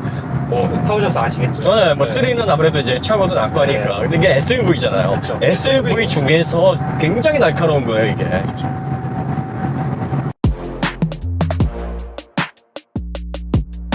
SUV의 날카로움이 필요할까? 라고 생각해보면 이게 목적이 달리는 차는 아닐 테니까. 그러니까 지금은 이제 그런 경계가 무너지는 거예요. 일반적인 A2B인데 제로백 3초가 나올 필요가 있을까? 나오잖아요. 그렇죠. 제로백 2초고 2.1초가 나올 필요가 있을까? 나오잖아요. 스포츠카보다 더 잘 달릴 필요가 있을까? 더 잘 달리거든. SUV인데 날카로울 필요가 있을까? 날카로워. 근데 이런 것들이 이제 전기차 시대가 되면 굳이 뺄 이유도 없고 싫지 않을 이유도 없고 구현하지 않을 이유가 없으니까 구현하는 겁니다. 이걸 쓰냐 안 쓰냐는 소비자들의 몫이지, 늘 얘기하지만 있는데 안 쓰는 거와 없어서 못 쓰는 거는 하늘과 땅 차이입니다. 없어서 못 쓰는 사람들은 이건 그렇게 타는 차가 아니야 스스로를 이제 위로를 하는 거죠. 갖고 있는데 안 쓰면 여유롭잖아요. 아니, 있는데 난 편안하게 갈래. 그렇죠. 그렇지. 그러면 어떤 걸 사야 돼요? 당연히 있는데 안 쓰는 걸 사야지, 썩히더라도. 근데 뭐가 없으니까 또 시원하고 좋네. 굳이 여기에 안 달려 있어도. 소프트웨어가 차이가 너무 많이 난다. 저 아이오닉 5에 들어가 있는 소프트웨어와 이 소프트웨어를 비교해보면 한 5년 정도 차이 나는 것 같아요. 궁금하네요. 네. 아이오닉도 좋은 차고 훌륭하고 서스펜션도 훌륭하고 포텐션도 높고 조작감도 편하고 좋아요. 아이오닉 5하고 모델 Y를 비교해보면 얘가 조작감이 약간은 편의성이 떨어져. 대체적으로요. 승차감도 얘가 좀 딱딱해요. 별로 좋지는 않아요. 근데 왜 굳이 뭐 승차감에 대해서 논하자 그러면 아이오닉 5는 좋고 얘는 불편하지 않은 정도라고 보시면 돼요. 아이오닉 5의 회생제동이 뭐 입맛 따라 해놓으면은 1단계로 해놓으면은 이렇게 발 조정 안 해도 되니까 편합니다. 확실히 편하기는 해요. 그런데 얘 같은 경우에는 뭐 브레이크를 오가지 않아도 되니까 원페달 드라이빙의 취향에 좀 맞는 운전 스타일과 악셀 페달, 가속 페달을 좀 예민하게 다룰 줄 아는 사람에게는 얘가 이 원페달 드라이빙의 차원에서의 운전 편의성은 얘가 더 좋아요. 얘가. 아이오닉은 거기에다가 운전 편의성을 위해서 1, 2단계를 만들어 놓은 거지. 1, 2, 3단계로 나눠놔서 원페달 드라이빙을 하지 않고 기존 내연차를 운전하도록 가속 페달 브레이크를 오갈 수 있게도 해놓은 거예요. 근데 얘는 그걸 빼놓은 거야. 그걸 빼놓으면 당연히 불편해하는 소비자들이 생기죠. 그런데 불편해하는 소비자들이 생긴다 그래서 얘가 회생제동을 조절할 수 없다라고 평가를 하면 안 되는 거예요. 왜? 조절할 수가 있거든. 발로. 그걸 버튼으로 해서 내가 투 페달로 운전을 하느냐, 회생제동을 최대한 낮춰서, 아니면 그걸 아예 디폴트로 강하게 설정해놓고 페달로만 하느냐, 이제 그 차이인 거죠. 그러면 아이오닉 5가 그 면에 있어서는 훨씬 나은 거지. 그렇죠. 운전자들에게 선택권을 준다는 면에 있어서. 그러면 모델 Y가 욕먹을 일이냐? 어느 면에서는 그래요. 어느 면에서는 왜 그걸 빼가지고 나는 투페달 운전을 하고 싶은데 날 불편하게 해. 이렇게 욕하시는 건 돼요. 이렇게 불평하시는 거는 맞는데 얘는 회생제동을 조절할 수가 없어서 너무 불편해요. 이건 아닙니다. 그러니까 이걸 구분하시라는 얘기예요. 소음은 아이오닉 5가 좀 더 낫네요. 아, 그렇죠. 예, 정숙성은 좀 더 낫고요. 타보지 않아도 알아요. 네. 그 다음에 풍절음은 생각보다 들어오는 게 별로 없어요. 뭐 이런 사이드 미러에서 들어오는 정도? 그 정도인 것 같고. 그리고 이런 고속도로를 주행할 때 주행 안정감이나 승차감은 이렇게 좀 요철이라든지 도로 이음새, 파인 구간, 스팟 뭐 이런 부분에서 약간 거친 느낌 외에는 일상적으로 도심에서 포장도로 다니는 데는 별 문제가 없네요. 장단점이 있어서 성향이 굉장히 달라요. 지금 아이오닉 5하고 모델 Y는 딱 놓고 보면 모델 Y가 더 젊어요. 많이 젊어요. 아이오닉 5가 30대 중후반이면 얘는 20대 중반에 30대 초반 정도의 사람으로 따지면 그 정도 피지컬 자체가 젊어요. 그리고 성향, 뭐 컬러, 얘를 조작하는 느낌, 또 세팅, 또 방향성, 그 소프트웨어 이런 것들이 제가 10살은 더 많아. 좀 대표님도 초기도 마음에 드셔야 되는 거 아니에요? 아니. 걔는 그냥 마음이 젊은 척 하는 거지. 이게 마음에 든다고 하는 얘기. 사실 저는 저쪽이죠. 아, 저도 네. 사실. 그래요? 네. 근데 생각 없이 편안하게 타기에는 아이오닉 5가 좀 더 낫네요. 저는 진짜 만약에 오토파일럿을 네. 아이오닉 5에 이식할 수 있다 아. 라고 하면은 저는 100%입니다. 네. 디자인이야 뭐랑 호불호가 있으니까 둘 다 개성이 있어요. 도로에 나가면 사람들이 좀 막 쳐다보는 디자인. 조용히 붙여 다니죠. 네. 어떻게 보면 유니크한 면에 있어서는 아이오닉 5가 좀 더 유니크하죠. 그렇죠. 나 전기차 처음 타봐. 그리고 운전에 나 그게 뭐 자신 없고 그냥 편안하게 그냥 좀 일상적으로 쏘쏘 드라이빙이라는 건 너무 부담스럽지 않아야 돼 하시면 아이오닉 5가 맞아요. 이게 또 맞을 수도 있는 게 네. 드라이빙에 관심이 없으면 오토파일럿 때문에 오토파일럿 가면 되거든요. 뭐 그런 것도 있는데 네. 자동차의 기본적인 포텐셜이나 세팅의 느낌으로는 얘는 좀 더 적극적으로 내가 뭔가 해볼래 하는 운전자에게 맞아요. 세팅 자체가 그래요. 약간 긴장하면서 탈 수 있게 세팅을 해놨어요. 오토파일럿 안 폈을 때. 안 켰을 때. 근데 아이오닉 5는 조금 풀어져서 타도 괜찮은 차예요. 다시 한번 말씀드리지만 피지컬이 모든 걸 다 극복해버려. 이 배터리가 밑에 깔려서 무게중심이 밑에 딱 잡아주기 때문에요. 중간 무게만큼 관성 모먼트가 커지는 부분에 있어서의 요 레이팅 댐핑도 전기차가 훨씬 낫습니다. 스티어보다도 훨씬 적어요. 댓글 달리는 소리가 들리는 것 같습니다. 네, 뭐라고요? 아이, 까지 마. 내연차가 최고다. 뭐. 안 돼. 필링 카메라. 근데 저도 이제 전기차를 거의 한 80%는 전기차를 타고 네. 20%는 이제 내연차를 타면은 그 내연차만의 느낌이 있어요. 있어요. 그러니까 그 네. 엔진 고동감도 그렇고 내연 자동차는 특이해요. 엔진은 묵직하게 나가고 몸 눌림은 가뿐가뿐하고. 그래서 약간 그 뭔가 엔진을 달래가면서 그리고 또 최적 구간을 변속기로 쥐어짜면서 또 사운드와 교감하면서 그러면서 얘보다 좀 가벼운 몸체를 그리고 약간 무게 중심이 위에 올라가 있는 상황에서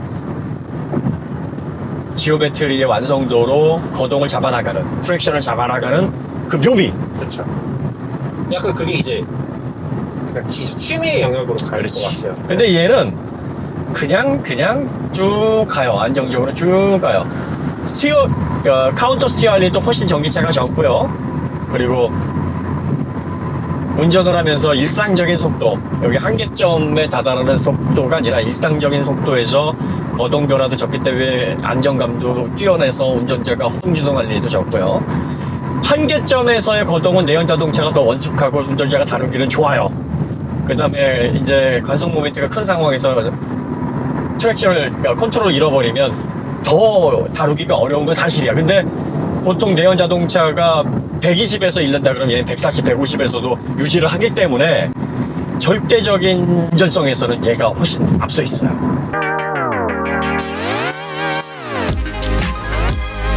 현대, 폭스바겐도 역시 각자 날카로운 칼을 만들어서 테슬라와 함께 균형 발전을 해야 서로 견제하고 서로 가격 내리고 서로 기술 싸움 해야 소비자들이 좋은 거예요. 그러니까 테슬라만 응원하지 마시고 또 현대 뭐 국뽕이라 그래서 현대만 응원하지 마시고 또 뭐 폭스바겐 포르쉐 최고다 하지 마시고 다 골고루. 아, 포르쉐는 최고 같아요. 그건 그래. 그건 그래. 그건 그래. 최고지. 아, 너무 예뻐요. 네. 지금 모델 Y 시승을 해본 고속도로 주행감을 비춰서 볼 때요, 그 원페달 드라이빙 충분히 적응할 수 있는 수준이고요.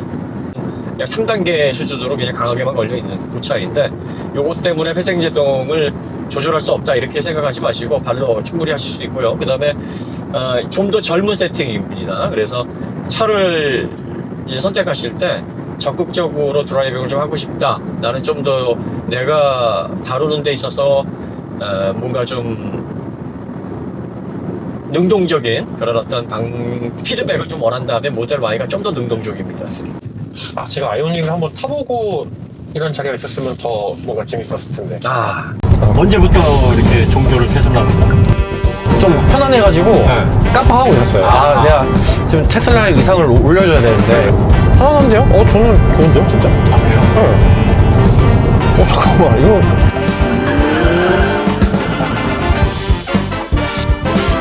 안녕하세요. 처음 탄 거는 미국 예전에 갔을 때 네. 모델 3가 나온 지 얼마 안 됐을 때였거든요. 그럼 2018년? 그 정도였던 네. 것 같아요. 그때는 이제 제가 직접 운전한 건 아니고 다른 분이 운전한 걸 옆에서 탔는데 그때도 이미 자율운전이 잘 되더라고요. 그래서 했는데 사야겠다 네. 싶어가지고 이제 계약금 걸고 그래서 이제 완전 초기는 아니었어도 그래도 빠른 편으로 받았어요. 제가 그 테슬라 모델 3를 사러 갈 때 네. 되게 좀 우울했어요. 왜 그러냐면은 그날 테슬라 주식이 폭발한 날이었거든요. 그래가지고 사람들이 야 너 그거 살 돈으로, 차 살 돈으로 주식을 샀으면 너 지금 X랑 S 샀다 뭐 그런 얘기. 근데 테슬라 모델 3를 타보고 난 다음에 저도 주식을 샀어요. 왜 그러냐면은 너무 만족스럽거든요. 그 이후로 그냥 꾸준히 사 모으고 있긴 해요. 테슬라 주식을. 왜냐면은 타보면은 뭐 되게 좋다라는 생각이 들어가지고 근데 그만큼 뭔가 만족감을 주는 것 같아요. 그러면서 이제 일종의 테슬라화가 되는 거죠. FSD 다 넣어가지고 그거 그쵸? 아시죠? 네. 근데 지금 FSD 사신 지 2년 되셨는데 네. 아직 못 쓰고 계신 거에 대한 불만 없으세요? 투자의 성격이 더 강한 것 같아요. 투자? 네. 어차피 FSD 계속 오를 거니까. 그쵸. 쌌을 때 사서 나중에. 중고차에 결국은 반영이 되고. 그쵸.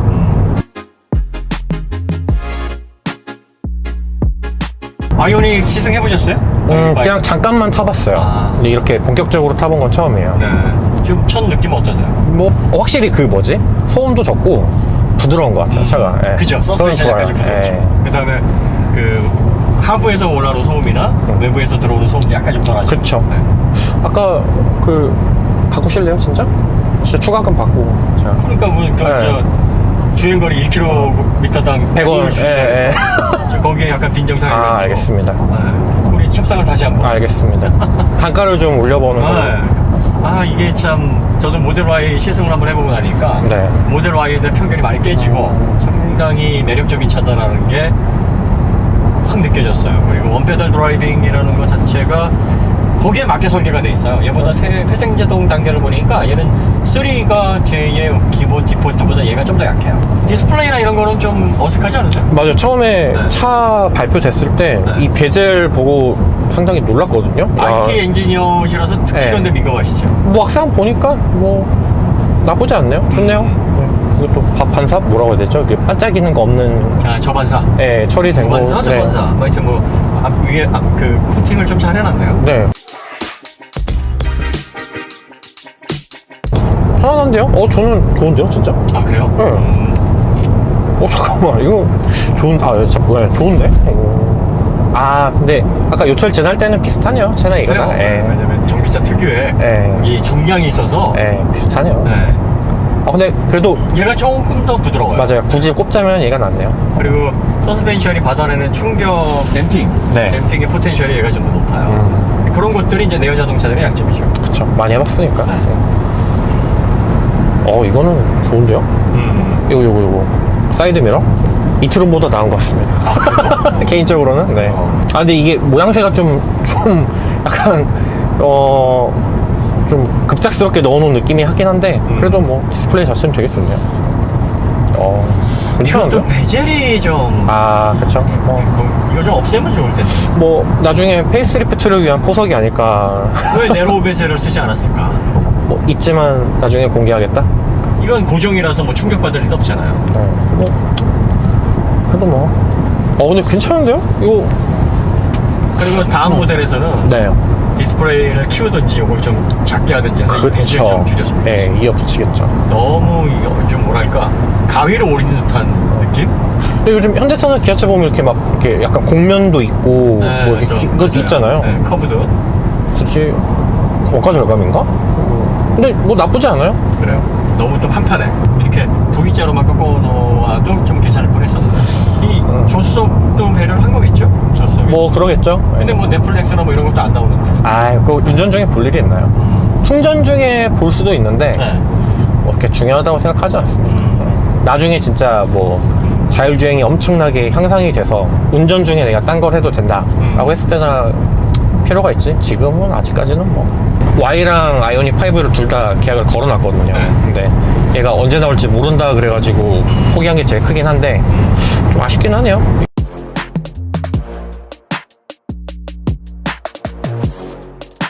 좋네요. 한 가지 아쉬운 게 네. 모니터 활용을 하기 위해서 여기다가 17인치나 뭐 좀 대형 사이즈를 놓고 넷플릭스나 좀 게임이나 이런 걸 할 수 네. 있게끔 엔터테인먼트를 구성을 해야 되는데 근데 이 계기판을 포기하는 게 쉽지 않을 거예요. 이걸 내연 자동차들이 포기를 못해요. 네, 그러니까. 이거를. 네.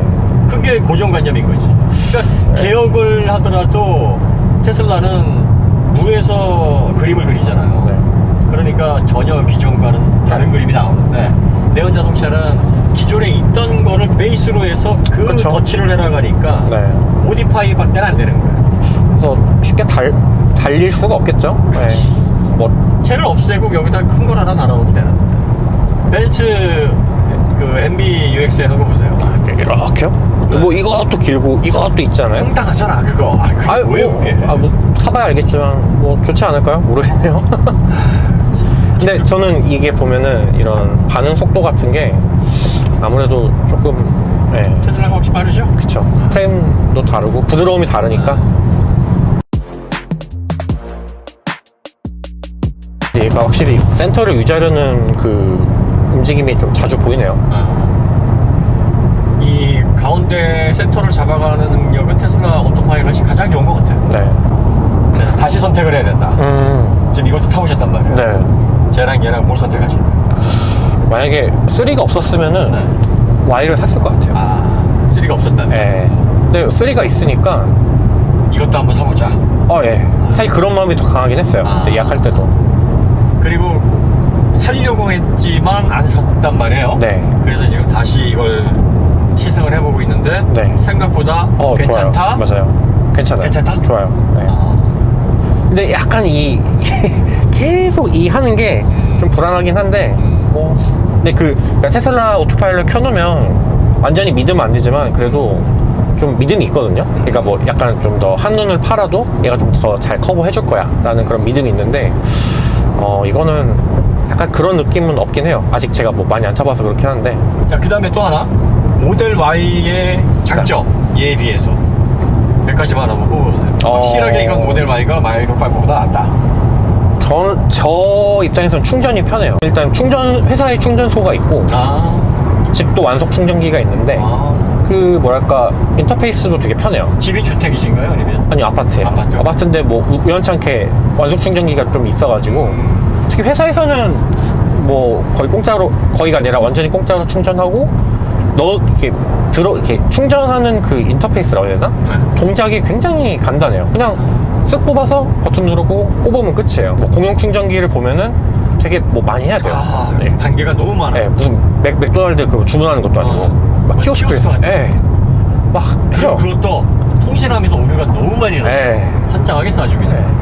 얘가 뭐 얼마짜리 얼마나 보내줘야 돼. 네. 뭐 잔량은 얼마야. 뭐 이런 것들을 이제 체킹을 하면서 오류가 발생해서 중단이 돼버리는 현상.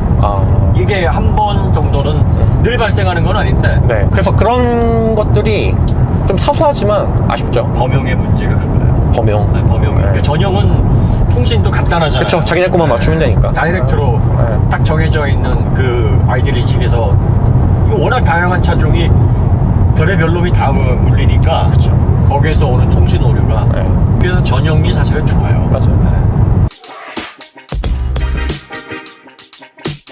스티어링 휠을 좌우로 살짝 흔들어 보세요. 다르네요. 확실히 다르죠. 얘가 좀 느리죠. 이게 사실 보통 생각하는 차죠. 그렇게도 하고 얘가 현대자동차에서는 그래도 괜찮은 거예요. 근데 아까 모델 Y와 비하면은 완벽하게 차이가 나요. 그쵸. 저거는 완전히 스포츠카 세팅이에요. 깜짝 놀랐어요. 근데 저는 기본적으로 제 성향에는 Y가 맞긴 맞아요. 맞긴 맞는데 편안함에 있어서는 확실히 얘가 편하네요. 그쵸. 네, 그래서 그리고 지금 제가 조수석에 탔는데 모델 Y 조수석보다 얘가 정말 편해요. 당연히 편하죠. 네. 이건 뭐 비교할 수가 없죠. 일단 이 다리 이미 딱 피셨네요. 완전히 지금 풀어져 있고 그 다음에 또 한 가지는 이제 댐핑의 포텐셜이 얘가 좋으니까 좋네요. 확실히. 장거리 갈 때 피로감이 약간 좀 덜할 것 같고 그런데 이제 직접 운전을 한다고 하면 저 차가 조금 더 나은 것 같아요. 네, 저도요. 그건 그래요. 옆에 같이 탄다 그러면 이 차가 훨씬 낫고 뒤에 실려간다고 치면 운전을 한다 그러면 피드백이 좀 명확하고 선명해서 좋아요. 이건 전형적인 패밀리카예요.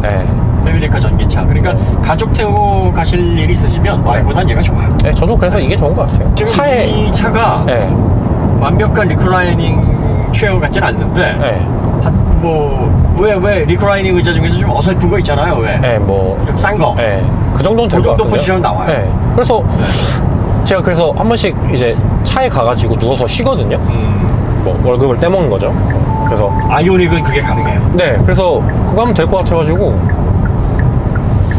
루팡 타기가 딱 좋은. 사람마다 취향이 다를 수 있는데 이런 기계 조작하는 거는 저게 나은 것 같아요. 아까 저도 지금 통풍을 틀어야 되는데 못 찾았거든요. 그러니까 아예 쟤처럼 화면 하나에 딱 모든 게 나와버리면 거기에만 집중하면 되는데 얘는 양쪽으로 나눠져 있단 말이에요. 그래서 여기서 눌러야 되나? 혹은 여기서 찾아야 되나? 거기 또 밑에 버튼이 있단 말이야. 그래서 그러니까 좀 처음에는 좀 헤맬 수 있죠. 뭐 이것도 패턴을 알면 굉장히 쉬워요. 그쵸. 그러니까 적응하기 나름인데 그러면 이제 이렇게 보면 돼요. 그럼 쟤도 적응을 하고 얘도 적응을 하면 불편한 게 없으니까 쟤처럼 하나의 패널로 터치로 이루어지는 것도 사실은 깔게 못 돼요. 적응을 하면 한 상태에서 불편한지 안 한지를 살펴봐야 되는데 저걸 평가할 때 적응도 안 된 상태에서 무조건 위험하다 불편하다 하면 안 되는 거지. 왜냐면 오너 중에서 적응 안 된 오너가 어딨어. 다 며칠 이상 적응을 한 다음에 타기 때문에 그것도 적응을 한 상태에서의 조작감을 봐야 되고 이것도 적응을 항상 이거 조심해야 돼요 평가하실 때. 그래서 저도 오히려 저는 이제 테슬라에 적응이 돼 있으니까 그렇죠. 여기서 헤매는 거죠. 그렇죠. 근데 이거 타는 사람은 또 테슬라 가서 해내요. 맞죠. 네. 네. 그러면 결과적으로 조금씩 이제 익숙한 다음에 그 다음에 문제점을 찾아내야 되는데 얘는 터치하는데 몇 단계를 들어가기 때문에 문제다. 뭐 분리 버튼이 없어서 문제다. 지금은 그렇게 평가하는 시대는 아니에요. 이렇게 평가를 한다 그러면은 예전 가치를 그대로 갖고 와서 필름 카메라의 뭐 카메라 필름의 감도, 뭐 필름의 뭐 이런 걸 지금 디지털 카메라에 적용을 하는 게 돼버리니까 안 되는 거예요.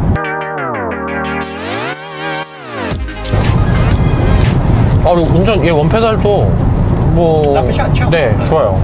근데 확실히 제가 원페달 Y가 원페달에 최적화되어 있어서 네, 그렇긴 원페달로 하기에는 Y가 더 편해요. 네. 그리고 원페달 금방 적응되고 해보니까 꽤 괜찮네요. 네. 브레이크를 아까 100km 오는데 한 번도 안 썼어요. 정말. 그 모델 Y 시승하시는 분들이 저 페달의 조작, 후생제동의 단계를 발로 컨트롤하는 부분을 잘 강조해서 설명하셨으면 좋겠어요. 얘도 한번 우크우크 해볼까요? 돼요, 얘도. 되긴 되는데요. 그러니까 얘의 3단계가 Y의 한 90에서 95% 정도 원페달 들어있는데 가능해요. 네, 지금 완전히 현대자동차가 네. 발전을 정말 많이 한 거예요. 네, 저는 너무 좋은데요?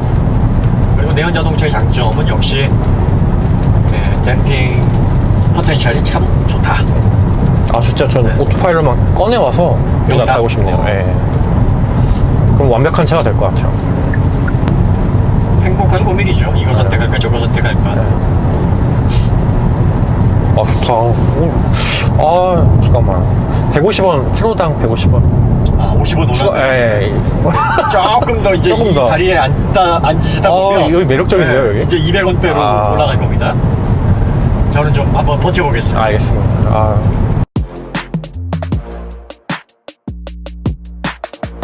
아, 이건 감탄스럽네요. 어두운 데서 괜찮죠. 네. 아까 그래서 터널 안에서 보고 야, 좋은데. 이거 저도 왜 넣냐면 네. 이거 처음 쇼 행사장에서 봤어요. 네. 근데 밤에 얘가 외부에 전지가 돼 있더라고요. 네. 딱 탔는데 네. 밤인데 뒤가 다 보이더라고요. 그래서 이거 무조건 넣어야 되겠다. 좋네요. 그때 이제 그러는 바람에 지금 차를 한 달 반, 2달 가까이 늦게 받고 있죠. 그쵸. 세상에. 생각해보니까 이거는 진짜 틴팅 진하게 해도 그냥 그대로 잘 보이겠네요. 맞아요. 상관이 없지. 그러니까요. 네.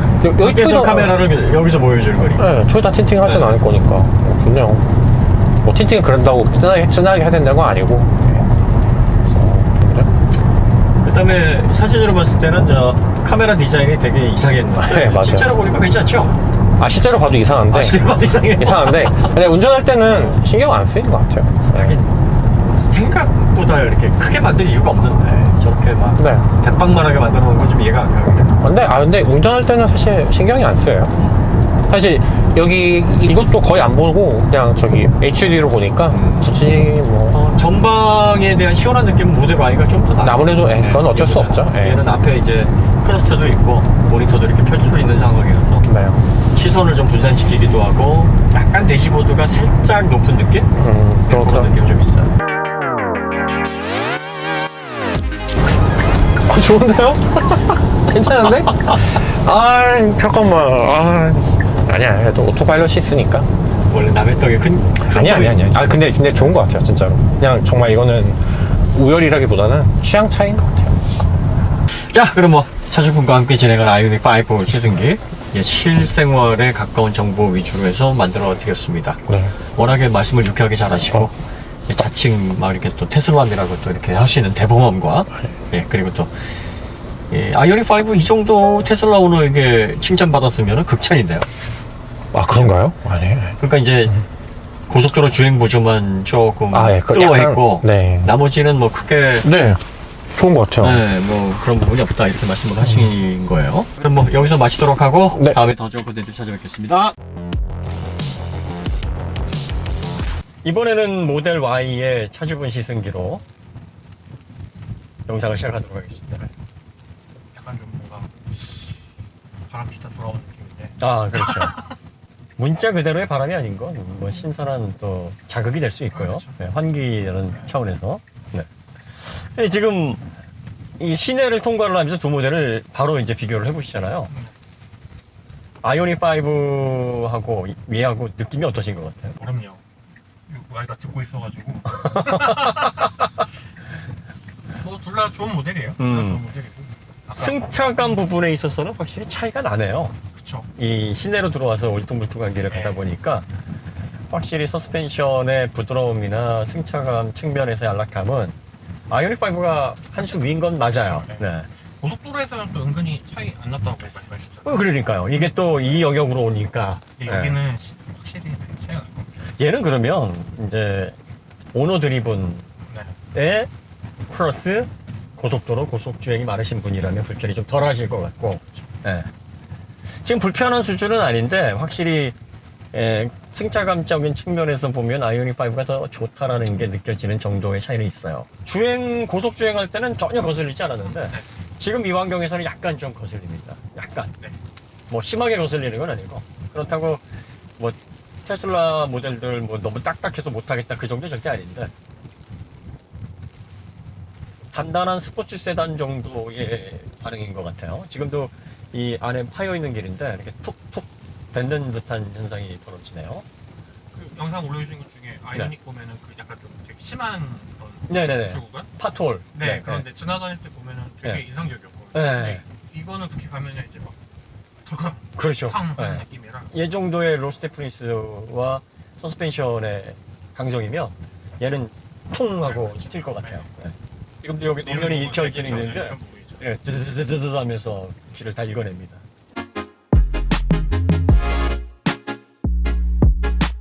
발 컨트롤을 잘 하셔서 그런지 그 원페달 드라이브를 옆에서 느끼면서 불편감이나 이런 건 별로 크진 않네요. 다행입니다. 예, 요거는 오너들에 따라서 차이가 크기도 하고 작기도 하고 한 부분이니까 네.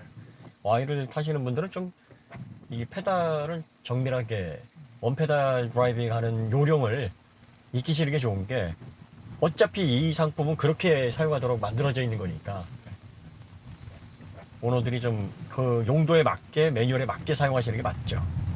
아까 아이페달 아이오닉 써보셨잖아요. 네네. 어떠셨어요? 비슷했어요. 지금 이 그렇죠. 느낌이. 네. 저 그래서 아까는 시승할 때 그 아이페달은 아니고 아까 3단계. 네, 3단계. 네. 3단계가 좀 약하다고 생각을 네, 했는데 맞아요. 아이패드는 비슷하더라고요. 그리고 디자인 컨셉이 워낙 달라서 그렇죠. 네. 너무 다른 차예요, 보면. 맞아요. 안에도 내장도 너무 다른 차고 지금 두 모델을 고민하는 오너들은 별로 없겠어요. 네. 취향이 너무 그 차이가 나서 Y를 좋아하시는 분이 아이오닉 5의 매력을 느낄 일이 없고 아이오닉 5를 좋아하시는 분이 모델 Y의 매력을 느낄 일은 별로 없을 것 같아요. 둘 다 타보시면 네. 자기가 어떤 쪽 성향인지 알 것 같아요. 그러니까 저는 양쪽 다 매력이 있어가지고 그래서 아까 있어야 된다면 이제 모델 3랑 아. 아이오닉이랑 욕심이 많으신 분이네. 이거 이슬람 쪽이시군요. 아, 너무 개성이 서로 다르니까 맞아요. 두 개가 다 필요하다고 느낄 수도 있을 것 같아요. 그렇죠. 가만히 보면. 네. 근데 이제 얘하고 이제 SUV라는 컨셉이 맞춰 떨어지니까 얘보다는 모델 3, 아이오닉 5 이 두 가지가 상당히 좋은 조합이 아닐까. 한대를 유지한다면 뭐 이렇게 선택하시면 될 것 같아요. 모델 3 퍼포먼스와 아이오닉 5의 후륜. 이게 최적의 조합일 것 같아요. 그쵸. 저렴하고 멀리 가고 네. 편안하고 굳이 뭐 스포츠성을 느낄 것도 없고 그렇죠. 스포츠성은 모델 3로 네. 퍼포먼스로 느끼고. 한 대만 있어야 된다면 뭐 Y도 괜찮을 것 같아요. 양쪽을 다 커버. 그렇죠. 오너가 좀 이렇게 재미있는 드라이빙, 그 적극적인 오너 드리븐을 즐기면서, 그 다음에 가족들도 어쨌든 이용할 수가 있고, 네. 그러니까 가족들이 뭐 불편하다고 하는 거는 운전자가 조절할 수가 있으니까, 예. 그 편안하신 거 타시다가 오시면 불편할 것 같아요. 그렇죠. 근데 예. 뭐 그렇지 않다면 그 회생제동으로 인해서 멀미를 유발하는 극악의 차다라는 건 정말 악의적인 표현인 것 같아요. 아니면 발 컨트롤에 대한 개념이 좀 없으시거나. 왜 그런 식으로 평가를 할까 조금 의아스럽긴 합니다.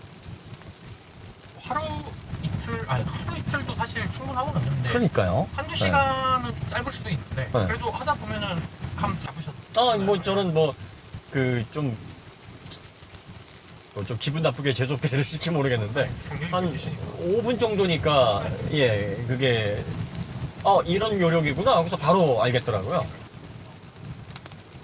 그리고 어차피 귀찮기는 하다는 생각이 좀 들긴 하겠지만 이게 브레이크 쪽으로 발이 안 가니까 오히려 더 편해요. 네.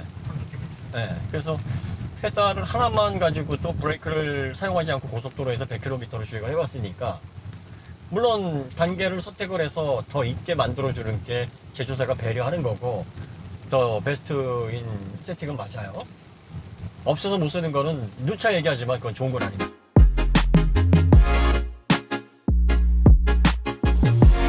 참 어떻게 보면은 참 의미 있는 시대에 살고 있어요. 이렇게 플랫폼이 변화하는 시대에 다양한 신기술이 적용된 모델을 경험할 수 있다는 건 참 고무적인 일이고 또 우리나라 기업이 시대에 뒤떨어지지 않게 경쟁적인 상품을 내고 있다는 것도 상당히 고무적인 일이고 네. 테슬라와 같이 내연자동차 전통적인 굴뚝 산업이 아닌 실리콘밸리에서 태동한 기업들이 산업을 이끌어 나가고 있다는 것도 참 놀라운 일이고 대부분 현대차가 되게 탑클래스 기업이긴 하지만 그렇죠. 탑1은 아니잖아요. 그렇죠. 네. 그러다 보니까 좀 더 이런 혁신적인 거에 대해서 좀 더 과감하게 도전할 수 있을 것 같아요. 두 모델 간의 결정적인 차이는 하드웨어에서는 우열을 가리기가 좀 어려울 것 같고 왜냐면 장단점이 워낙 분명해서 어디에 무게를 두느냐에 따라서 평가가 달라질 것 같은 부분이긴 한데 이 소프트웨어에서는 상당히 좀 우려가 되네요. 소프트웨어에서는 상당히 우려가 됩니다. 지금 테슬라가 구현하고 있는 통합 소프트웨어가 많이 앞서 있어요. 쉽지 않죠. 이 격차를 줄여나가는 게 가장 힘든 부분이 아닐까 싶어요. 그리고 사실 소프트웨어라는 부분이 이제 전기차로 오면서 비중이 굉장히 커지지 않습니까? 이제는 뭐 출력 전반적으로 기여하는 가장 핵심적인 코어인데 소프트웨어가 하드웨어만큼이나 중요하고 오히려 그 이상의 의미를 차지할 수도 있는 시대가 됐어요. 그리고 이게 자율주행 뭐 지금 자율주행 보조만 해도 벌써 차이가 나는데 본격적인 풀 셀프 드라이빙으로 넘어가게 되면 여기에서 오는 상품성의 격차, 소비자들의 만족도의 격차가 좀 커지지 않을까 하는 우려가 좀 있습니다. 이미 전통적인 자동차 회사들이 소프트웨어에 얼마나 힘을 줄지를 보고 있어요.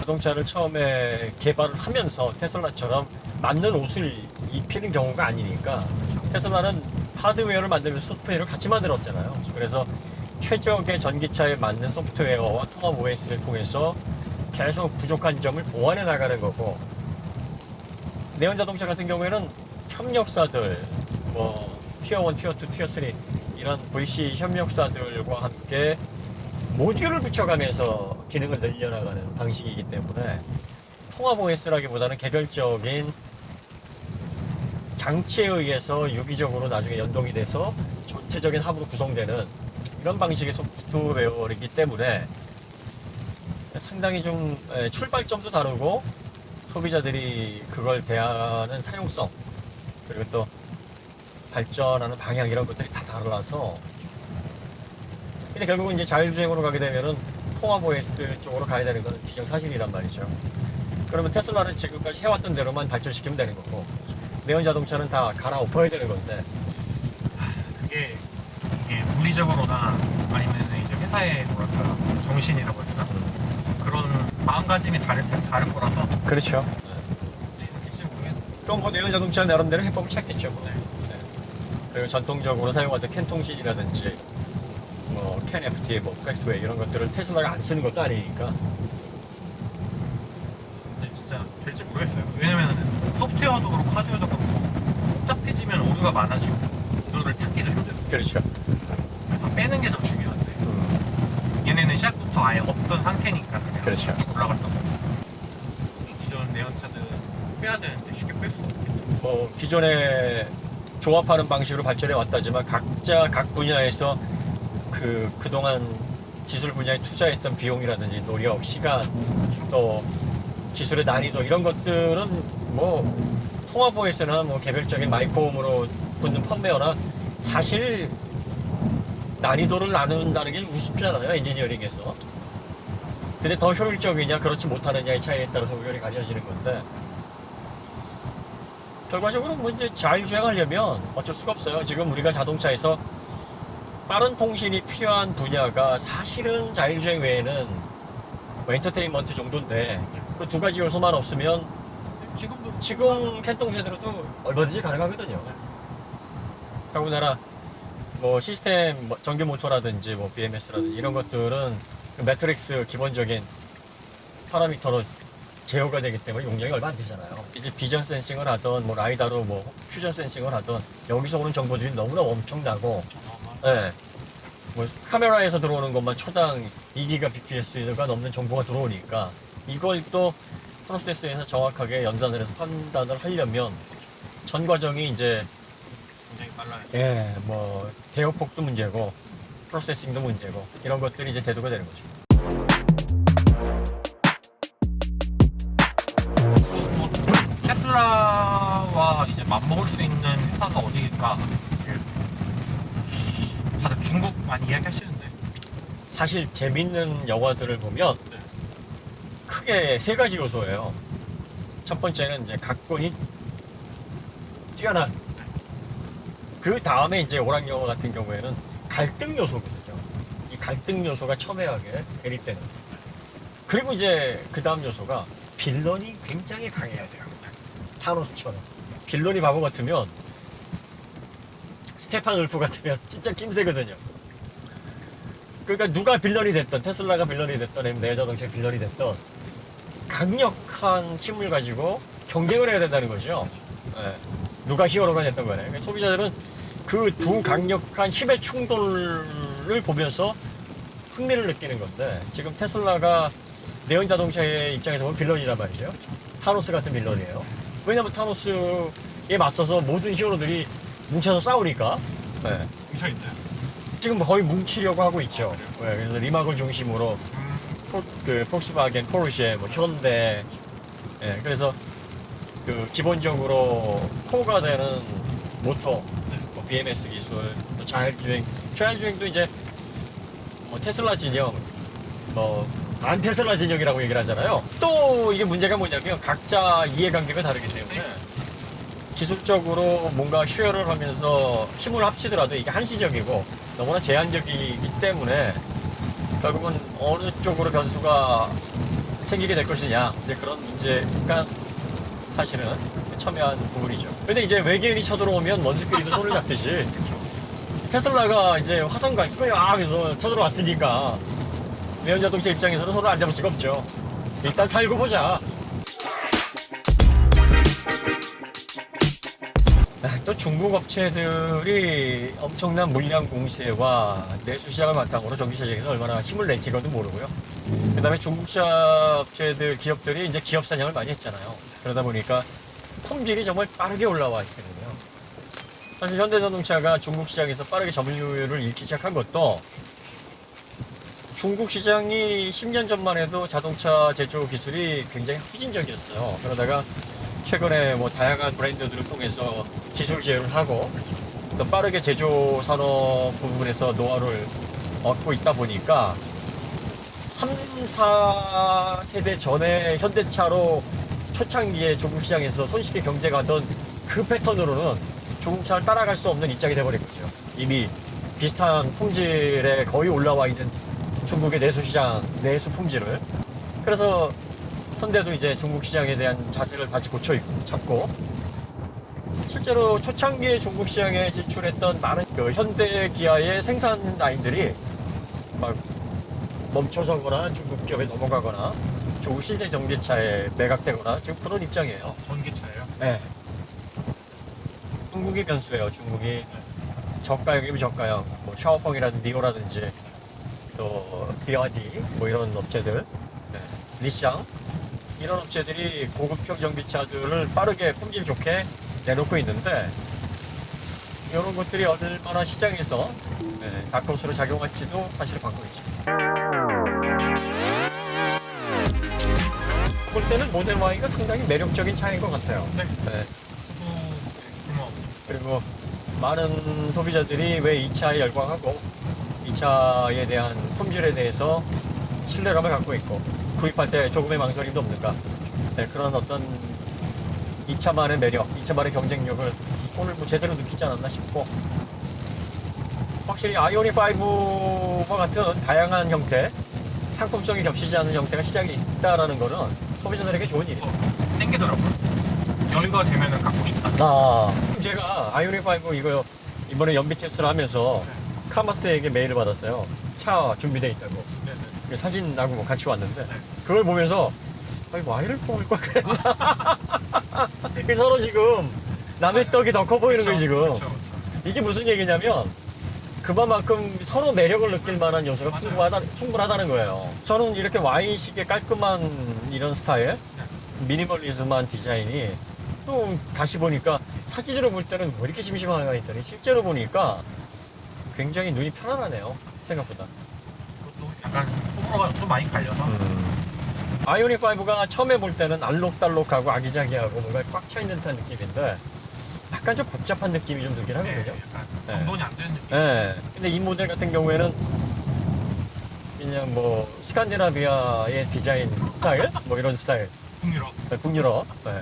피겨 라이프 뭐 이런 스타일. 뭐 그런 느낌이 들어요. 우리나라 소비자들은 이렇게 둘 비교를 하면은 어느 하나를 좀 바보로 만들고 맞아요.